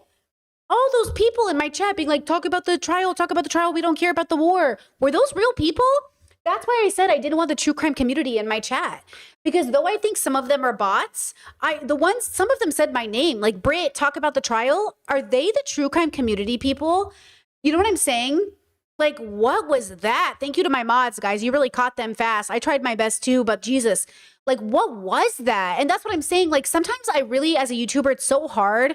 It's like, do you want to grow an audience that likes you, or do you want an audience of people that are following you just because you're covering a topic? It's really difficult because then you get like a demand from like an audience that isn't yours, and they don't understand the format of my show, and they don't understand like what I'm doing here. So they're like, you know what I mean? Oh, it's just crazy. That was insane. I don't know. That was weird. Okay, let's bring this up for us. So here's the start of the verdict. You can see, just so you know, I'm not skipping anything. Look, it's like literally 6 hours of a video, and it's nothing. Nothing's happening. Look. It's just this verdict clock. Okay, so then you skip all the way down, and boom, we start to see the verdict. So let me skip. The verdict has been reached. Okay, hold on. Here we go. Okay, there's no sound yet. Looks like everyone's just preparing. I don't think it's a long video. I think it's just a few minutes long, really, because I guess they're just going to read the verdict and it's going to be what it is. All right, here's everybody. Lots of smiles. There's the parents. Okay. Yeah, there's smiles happening, which is very weird. Whoop, she's looking right at us. Girl, she just looked in my soul. She just looked in my soul. Okay, let's see. Very interesting. Wow. I don't watch a lot of true crime stuff like this, so it's very interesting. We'll definitely do it in the future, too. I think there are more cases I want to cover. Here he is. I wonder if Ariel's in the court, or Emil, or anybody. Do you guys think so? And then I was curious. You know, I said I wouldn't sit on the side of my family member if they were guilty, obviously. But I wonder if you have to. Like, if his parents were there and had the choice, like they're there, could they sit on Ariel's side, or the Hawaii side, I guess, in this case, since it's not Ariel, it's the Hawaii, state of Hawaii? Or do they have to sit on his side, you know? Because I wouldn't want to. I'd want to sit on her side, or Hawaii side, or a neutral side. But still, I mean, it's their son. I understand why they're there. I just don't, you know, I don't know the rules. But I wonder who's there, you know? Yeah, Chad said like a family, or like a wedding, like a family sides. I don't know, but maybe, you know, kind of. Chad said I don't think they'd be restricted. I hope not. Maybe not, right? You wouldn't think so, but I don't know. I've only been to court a few times, and, you know, I've never done something like this, obviously. So who knows? Yeah, isn't court a public place? Yeah, I think so. I think, well, of course, some places are closed, right? But since this one is publicized, I assume we could have been there, right? Isn't this like some court cases are public where even journalists are there, or regular people can show up? Should we take a field trip to a court case? It'd be kind of crazy, honestly. Oh, this must be so anxiety inducing, just like waiting around, sitting around. See, I don't want to miss anything, so I'm afraid to skip. I don't think it's very long, though. It's got to be like right here. Yeah, I don't want to skip. I don't want to see anyone's reactions either. We're just going to have to wait. We're going to have to wait. Have to be patient.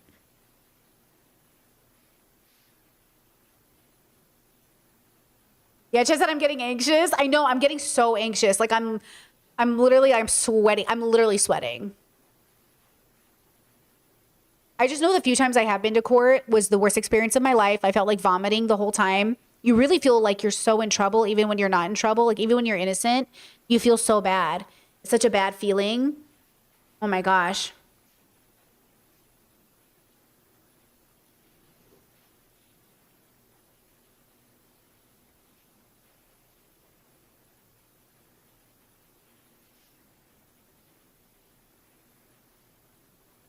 Oh, let's see. Oh, here we go.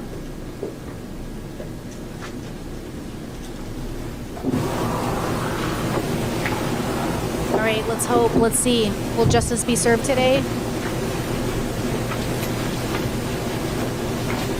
It's on regular speed.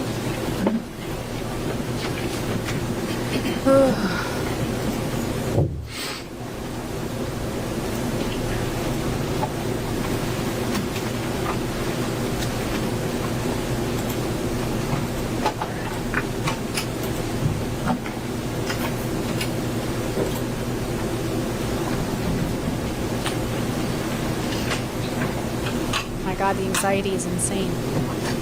Ugh.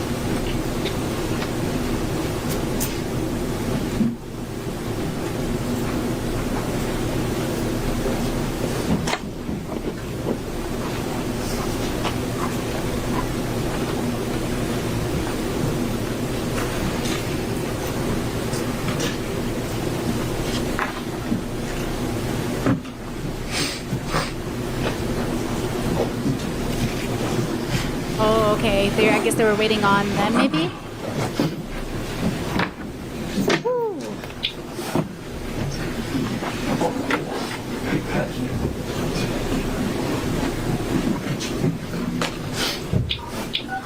You are unmuted. Unmuted.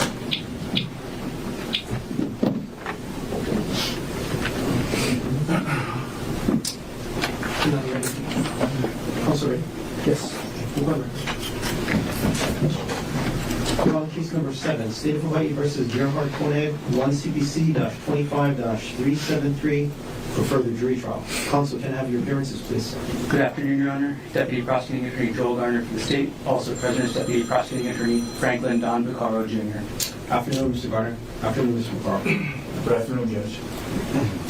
Good afternoon, Your Honor. Thomas Otake and Manta Dirks on behalf of Dr. Gerhard Koenig, who is present.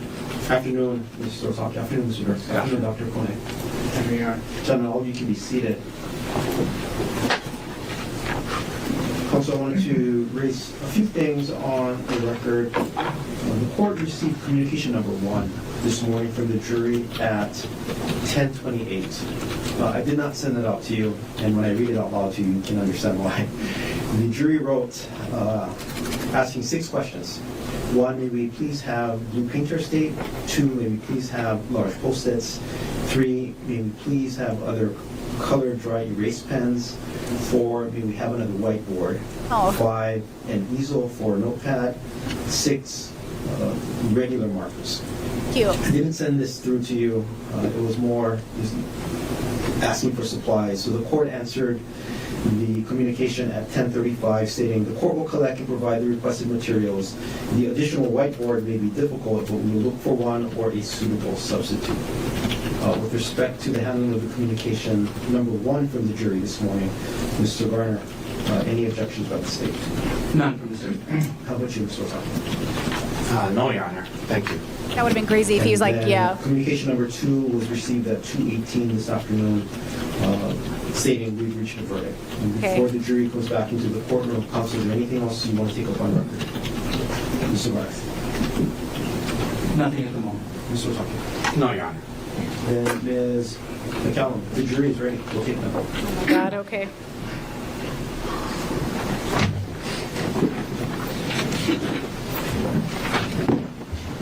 I don't know what this is. I feel sick. I feel so nauseous. Ooh.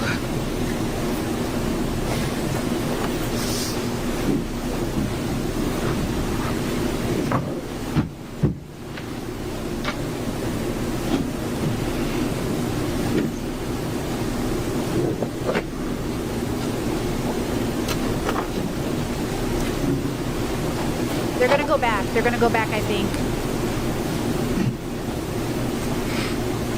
Ooh, I can't believe I'm physically sick. I'm literally physically sick, guys. Isn't that insane? All rise for the jury.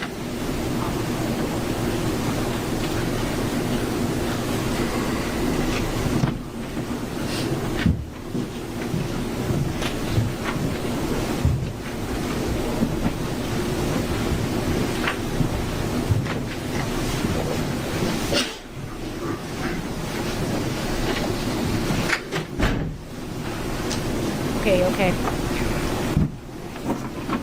Okay, everyone can be seated. Jury is now in the courtroom. Can the foreperson of the jury please stand and state their name? Jury number 9, Makoto Atkins. Ms. Atkins, good afternoon. Has the jury reached a verdict in this case? Yes, Judge, yeah. And did you sign and date the verdict form? Yes, Judge. Can you leave it in the manila folder? Ms. McCallum will come and collect it from you. Ms. Atkins, you can have a seat. Thank you.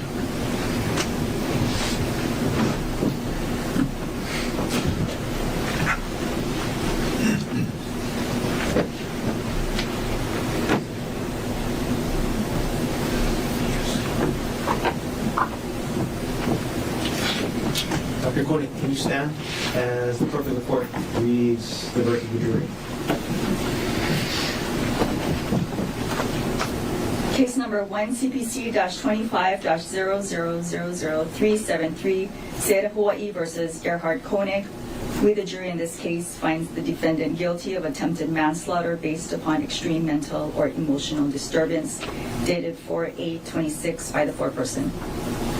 Gentlemen, you can be seated. Ladies and gentlemen of the jury, I'm going to call you by chair number, not by name, but by chair number, and I'm going to ask that you answer out loud either yes or no. Oh, thank God. If you agree with the verdict that was read out loud here in court, Oh, you my would answer God. yes. If you disagree with the verdict that was read out loud in court, you would thank answer God. no. Starting with chair Oh number my 1. God, I'm crying. Chair 2. Yes. Chair 3. Oh. Chair number 4. Yes. Chair number 5. Yes. Chair number 6. Yes. Chair 7. Yes. Chair 8. Yes. Chair number 9.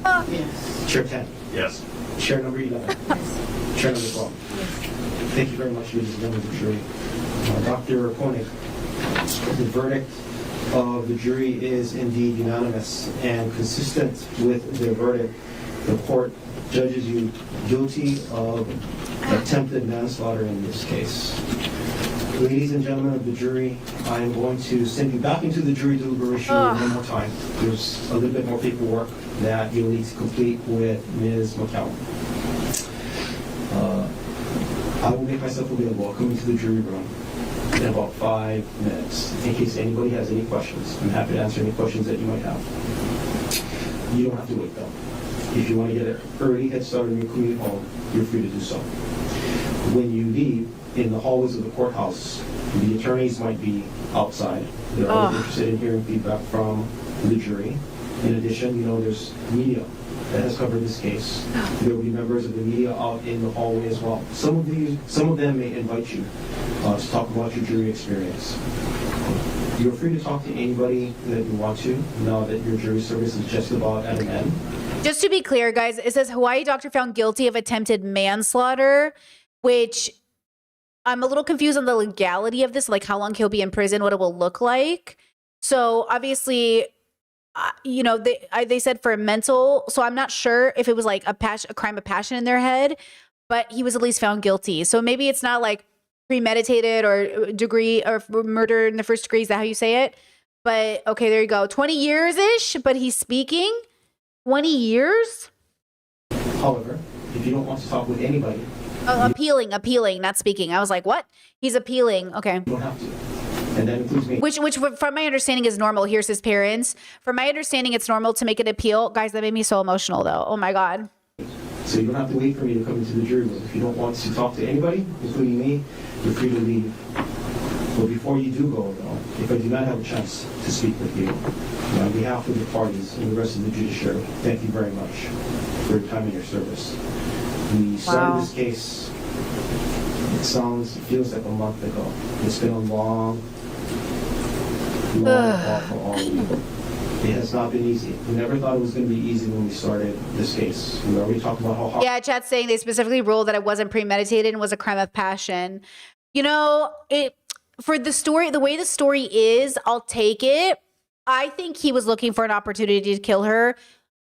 And I accept that the best they could do without any doubt was in the moment he made the decision because it was so sloppy. But in my head, given the evidence, it feels very premeditated. But maybe because the primary weapon was the rock and that couldn't have been premeditated given the context, maybe that's why they came to that conclusion. Our job it was going to be. And through it all, you had to endure bad weather, bad traffic, horrible parking conditions. Thank you very much for your flexibility, your perseverance. I hope you and your family remain safe during this weekend. Again, if I don't get to talk with you, thank you very much. You have our utmost gratitude. And like I said at the beginning of this case, and this is still true today, it has been my great honor to serve with you on this case. Thank you very much. We love you, Judge. He's so cute. In a respectful way. Kind. Damn, is that it, bro? Yeah, I guess that's it. Wow. Your legal system at play. I found the judge very kind. I found the prosecution very professional. I mean, a little young, professional. I found the defense very obnoxious, and I know he had to do his job, but Jesus Christ. It's always interesting how devastating this must be. And really, I don't take it for granted. I hope I never have to be in this position as a sister, as a loved one. I hope I never get a phone call that somebody in my life ever is in this position, either as the victim or the perpetrator. I think we take for granted because we always assume someone in our life will be the perpetrator or the victim. But I do not take for granted that somebody in our life could be the perpetrator. And I hope every day to be a person in my community who in any way possible can encourage people away from that decision. No matter how angry you are or upset or betrayed you feel, there is always a better option than violence. And it's why violence, they say, is never the answer. Though we accept in a world where humans are animals and we make decisions and that's just how we are, that's our reality. We can have a deeper relationship with our biological experience. And though violence might feel like something that's so natural to you, and I understand that, it in 99% of situations is just not the answer, right? And we're always trying to be less bad and to be better people. And so, in many ways, I'm sad for his children, of course. They've lost a father. I'm sad for his parents. They've lost a son. I'm sad for Ariel. She's lost a husband. I'm sad for everybody who ever knew him. They lost a friend, or anyone who has to deal with the reality that what happens when he gets out. Let's say he gets out, he serves his time, and who's going to house him? Who's going to care for him? And this is why I believe in universal housing, because whether we like it or not, you do the, crime, you pay the time, and then what? He has to come back into society. If we're not going to lock him up forever, there has to be a rehabilitation that happens, though I obviously think he probably, there's a lot layers here, but, who's going to take him in after he gets out? Who's going to be responsible for him? Who's going to house him? Right? But he's probably going to get out if this is the charge. And so he will eventually be a person in society. Now, I do think, and this is important, again, I don't really believe in the prison system. I think it's incredibly evil and bad, and it rarely do victims see justice. So this is some version of justice that I appreciate occurring, but it is, one case, and it is not many cases. And so we have to kind of hope that there's some, maybe a precedent set, but some sort of hope that this will continue, because I genuinely came in today really thinking he might have been found not guilty. I mean, they already lessened the degree to which he was found guilty, but I really came in today thinking there might be a possibility that he might get away with being not guilty. And that is the reality that we live in. We live in a world where there was that possibility. And that's what we have to work on. So I'm very anti-prison systems. I really think they're deeply unethical. And I really think somebody like Gerhardt needs to be put in a facility, yes, but they shouldn't be punishment centers. They should be rehabilitation centers. And rehabilitation does not mean going back to your old life. I don't think you should ever serve as a medical professional. I don't think you should ever be a doctor, since the oath of a doctor is always to value the sanctity of life and help your patients. I don't think he at any point should hold that license again. And I do think rehabilitation can look like you having a life that doesn't look like the one you had before. And maybe it even looks like staying in a facility for the rest of your life. But I don't think it needs to be a punishment center. I don't believe in punishment. I don't think if you torture a bad person, that makes you a good person. I just think it makes you a bad person, right? So, yeah, this is why we advocate for a government that takes care of its citizens, even citizens you don't like. I do think felons should vote. I think criminals should be allowed to vote. I do think that, I believe in rehabilitation. So, not all crimes are the same. You can commit lots of crimes and come back into society. But I'm just relieved that this was the decision, that this was the verdict, Any thoughts, any closing thoughts on this case? And thank you for being here and watching it with me and going through it with me. If there are other court cases or, other things we should watch that you're like, hey, this one's like, we should watch it. We can talk about it. I know there's a few right now going viral. But if there's one in particular, actually a viewer sent this one to me. I wasn't even going to watch it on my own. I didn't realize they had done an update. So thank you to the viewer who tagged me on TikTok. You guys can always tag me in posts and say, hey, Bray, you might want to cover this. And I might just cover it. So shout out to that person who tagged me, Just as a medical professional myself, I can't even get into how bad it pissed me off when unfit people are in this field. I know. I can only imagine how frustrating that is, right? Right? It's so, so frustrating, Let's see. Chet says, will he still have some money in the bank after prison? How does child support work when you're in prison? Well, that's a great question, actually. I kind of assume prisoners don't pay child support because that wouldn't make sense. I feel like the supporting the child would be leaving their life in that context, right? That's really interesting. I never thought about that. Does anybody know the answer for that? Let me see if I can Google it really fast. Do prisoners pay child support? Prisoners generally remain obligated to paying child support as incarceration does not automatically stop payments. Yeah, but that doesn't even make sense because you can't make money in prison and the money you make is pennies. And that's how they get people to volunteer to be firefighters and die, fighting fires when they're not formally trained. So I don't think that's ethical. I'm not sure that's ethical, right? There's layers to that. There's a lot of layers. Let me do this. Let me go to the comment section of the video to see what the viewers in this general court TV video is saying. Let's see. They screwed up. This was premeditated attempted murder, weak jury. Oh, that's why people kept saying the jury fucked up. The jury fucked up. Yeah, the jury didn't do what I wanted, but I'm not the jury. I'll take it, but that's frustrating, right? I'm disgusted by the weak verdict. That's an evil little man who got off way too easy. His son's testimony should have sealed the deal for attempted murder. Absolutely. He did not do this on accident. That is ridiculous. Extreme emotional disturbance, more likely emotionally disturbed. This guy's a creepy nutcase. Okay, so, okay, I see why people were upset about the jury, right? Honestly, guys, I hear you. I see that. I also see from their perspective why they came to that conclusion. And look, there's a big possibility that they couldn't come to a consensus, and that's why they settled. But remember, from my understanding, had they not come to a consensus, it would have caused a bigger problem with the chances of him getting off, right? If I'm not mistaken, you all have to come and agree. And if there's a fight about not coming to, then usually, I would rather him be convicted of something. But also I see, okay, yeah, I can see why that's frustrating. Jury, this was premeditated. Yeah, I think it's hard because though I opinion-wise think it was premeditated, I also can see why it might not have been as premeditated as we think. Maybe the jury's thinking, maybe he was thinking about killing her, but he didn't actually think about it for the hike. I could see that. I could see them saying, well, maybe as an angry person, he was like, I'm going to kill this bitch. He wanted to kill her, but he didn't actually plan to kill her on that hike. So maybe the hike wasn't premeditated, or maybe you could say, because maybe that's what they were thinking. And I could kind of see that perspective of he wasn't planning on doing it that day, but because she brought up Jeff, whatever, it triggered him. And then he had to kill her, and then he kind of freaked. Maybe that's what they were thinking. Though, of course, if I was there, I would have been like, no. I think he was intending. I think he was looking for an opportunity. Because, if I remember correctly, I do not recall anyone saying he was looking for an opportunity. And I think that was something our community was saying, right? That I think he was looking for an opportunity. Because of the way he reacted, so his reaction was so intense for something so minimal, right? For what she did, his reaction is just so insane, right? It's just crazy, right? Chet says he literally smuggled in a syringe. So the reason, we never got confirmation. They never found the syringe. If the jury had found the syringe, it would have been different.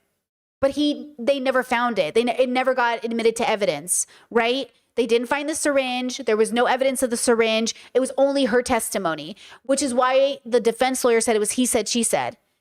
And because of that, so now we have the only weapon of evidence is a rock, which couldn't have been premeditated because it was a part of the natural, right? It was a part of the outside. So then, if the syringe had been found 100% premeditated, easy to prove. Because it wasn't found, I could see them thinking it was spur of the moment, just, he couldn't take it. When Ariel said he grabbed her and said, I'm sick of this shit, it does sound like an emotional response. It does sound more like, I'm so sick of this shit. I could see that. Right? Yeah, Chad said, but I thought they didn't need premeditation for it to be second degree attempt murder. Isn't that the point of second degree? Well, they ended up doing, the TV says, or the court TV says, Hawaii doctor found guilty of attempted manslaughter. Let's see. Is accused of attempting to kill his wife. Let me see. The problem is this is in my bubble and I'm not a lawyer. I'm a philosophy girly. So the dilemma is I just don't have this knowledge. I'm sure there are great, Emily Baker's probably reviewing it. I'm sure a lot of lawyers are reviewing it, but this is just, I don't know the legality of the requirement, so that's probably what's happening here. But I will just say this. 2026 is the time to be the most serious about dating, forming friendships, making connections, networking, and recognizing that you are never to be blamed for your abuser's actions. You are never to be guilted by, what you did to make him murder you. I never want to hear anybody say, well, what did she do? Well, look what she did. And I did get a couple of comments saying like, you're making her out to be a saint. She also tore up the family. Absolutely not. Okay. I will not have you slander this woman in the context of this situation and paint her to be some harlot. Okay. And even if she had been, right, we can talk about that, but she wasn't even. And so for people to feel in any way that it's important to point out that she was doing this horrible thing that she wasn't even doing, that was never proved in court, right? That was never even proved by their own stories, that this is, you want to say he said, she said, difference of opinion. In my opinion, okay, what she did with Jeff, at most inappropriate. And in the context of certain marriages where it's negotiated, maybe cheating, but it has to be negotiated. You cannot take it for granted. You cannot say, like Gerhard said, this is not how you should talk to someone who isn't your husband. I disagree. I think the way she was talking to Jeff is the way I talk to most people in my life. I didn't see anything in those text messages that didn't feel like a normal conversation. The only issue is that under patriarchy and heterosexual relationships, the idea of what is cheating is so subjective to the bubble. I mean, there are religious couples that don't think men and women should have friends that are men and women. Wasn't it the vice president of the United States who said he never has dinner alone with a woman? So he just never has a coworker he goes and gets beers with, or never has a conversation. You know what I mean? Mike Pence, didn't Mike Pence say that? You know what I mean? So it's like, yeah, I get it. If that's your religion, which I think is patriarchal and should be deconstructed, fine. But you need to negotiate that. You need to make that clear. It needs to be, it all needs to be clear. Otherwise, it's, this doesn't matter in the context of him trying to murder her. Okay, it just doesn't make any sense. Let's see. Discourse said Brave Search. No, second degree manslaughter is not second degree murder. They are distinct legal categories separated primarily by the intent of the accused. Second degree murder requires that the accused intended to kill or intended to cause bodily harm known to be likely to cause death, even if the act was not premeditated. In contrast, manslaughter involves a killing where there was no intent to kill, but the death resulted, okay, like a car accident, right? But he was found guilty of attempted manslaughter. So basically, he hit her with the rock in a form of self-defense, and it could have killed her, but he's lucky it didn't. And had it killed her, it would have been manslaughter. Is that basically what that was? Because he says the nurses came upon, right? The nurses showed up as he's attacking her. And if the nurses hadn't showed up, Ariel would have been dead. And then it would have been manslaughter, crime of passion. So basically, attempted manslaughter. I get it. I get the thought. I get the logic. I do get the logic of the jury. And I also understand why people are upset, right? I do get it. I get it. I think in the moment right now, I'll sit on it and I'll meditate on it. But I think it might be the correct answer given the evidence, technically. I believe her though. I believe the syringe. I believe Emil. I believe them. Legally, in terms of what was presented as evidence, actual evidence, I agree. The evidence showed the safest bet would be technically what they decided. The more likely is that he intended to do it. But in the court of law, in the way that it is, I get it. The question as a society is this the future we want? But we have to be very careful because we do live in a world where the mob wants vengeance, right? Remember, the mob killed Jesus and all that. The mob wants vengeance. So I caution us from being excited to see someone suffer, even this man. Okay, this is a philosophy channel, and we always want to be centered back into our joy and not our philosophical evil. So I hear your passion. I hear your upsettedness. I hear this comment section on this video. But we want to remain wise. We want a wise society that has a system that reflects within reason the right form of justice. And right now we barely have that. We just don't have that as it is, So I get it. As a person, I think it was premeditated. As a juror, I can see why they came to that conclusion, It says, gosh, the court system is so scary. I feel like there has to be a better way. Like the jury being educated in psychology. Oh my God, or law. Could you imagine? What would the world look like? But then it wouldn't be by a group of your peers. Then it would go against the foundation of what we think is a fair trial, which is to be judged by your peers, right? So, that's interesting. Yeah. Chet says, yes, you'll have to consider that they will try to appeal. That's true too. We already know, I think he is trying to appeal, right? It says he already hurt her by the manipulation, how he threatened her by making her quit her job, admit they had an affair, though it was never wanting her to be separated from her kids. I know. Like he really showed such abusive, controlling tactics in everything that he did. And in every way he tried to control the situation, which we know. I think that's the dilemma. We know what abusive, toxic relationships look like. It is not illegal to be abusive in most cases. And I really don't think it technically should be, but I think we should be careful about how it manifests. But I think for those of us who have had any sort of contact with or relationship with anybody, I get it. I also want to say, and this might sound like it doesn't relate, but let me just tell you this. Because I covered something on BPD the other day, and I tell you this, I very often, most of the time, never Google BPD stuff, because as a girly who was diagnosed, the internet is very violent towards BPD people. They want to see you suffer. They literally think we should all be in jail and we should never have the right to anything because they've been so hurt by somebody who they think is BPD or they think is diagnosed BPD that they don't even believe will ever be healthy or happy. And that is a scary world to live in, where the world gets to turn on you because of their pain and they want to see you suffer. So I caution you from engaging in that same feeling about Gerhardt, even though it might be tempting. And I will say, as somebody who, my family member, there's not formal diagnosis, but a theory that they might be BPD. And they are deeply exactly the description of people's BPD when they say BPD. But I'm BPD and I'm not like that at all. And so it's very painful to say, either way, whatever his diagnosis is, he's mean and he's cruel and he's controlling and he's unethical.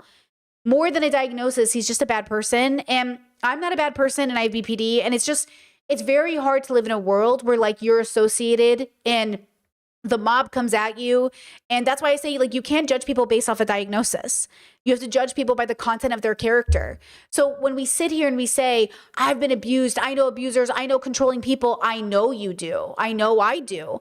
And yet we must be cautious with how we then treat other people because we want to make sure we're wisely showing up as the adults in the room, wisely showing up as the leaders in the room, wisely showing up as the responsible parties in the room, okay? So I hear you. I get it. It's real. We're all in pain. And yet, given the situation, I hope none of you feel so emboldened as to attack the jurors. I certainly hope that nobody, I know my audience wouldn't, but anyone who's not in my audience who might be watching this, I hope you don't think you're a good person if you go out of your way to attack these jurors, because you just know they're about to get so much flack. You know these jurors are about to be stalked and harassed if the internet sleuths want to find them. And that makes you a bad person. If you attack these jurors, you're a bad person. But you just know it's going to happen. You know it's going to happen. And that's the problem with the world, is that in the name of seeking justice, because you're so mad at Gerhardt, you're going to take it out on the jurors. And I'm saying, don't be those people. Don't be those people. The world has enough of those people. Don't be one of them. Okay. Okay, we did it. We're done. We're done with this man. We never have to look at his face again. Hopefully, right? Hopefully, right? Hopefully. Chad says, philosophically, I will question the jurors' motives. Who knows? I can only imagine how stressful it is. Look, I've never been in that situation as well. Anytime I've served jury duty, I've never been picked. So I'm just going to say that as well. I could not imagine the amount of pressure they are under. And we all have biases and prejudice, that falls into these categories. So I don't know. I can, again, be personally upset or question or do whatever. That's absolutely valid. And also, I don't know what it's like to be in this position. I felt like vomiting just listening to the result. Guys, I physically felt sick. There's a pit in my stomach from waiting for the result. Now imagine it's all on you as the juror. Imagine you're experiencing so much fucking pressure. If I was the juror, I would have vomited like 4 times. You know what I mean? So I'm just trying to be deeply empathetic to everybody because I can only imagine how hard it must have been. Truly, All right, girls, that's it for today. Let's go ahead and adjourn. But I'll see you tomorrow. Wait, yes, I'll see you tomorrow. Today's Thursday. And I hope you have a good afternoon, a good evening. And take care of yourselves, all that good stuff. All right. See you tomorrow. See you tomorrow. See you tomorrow. Okay, bye.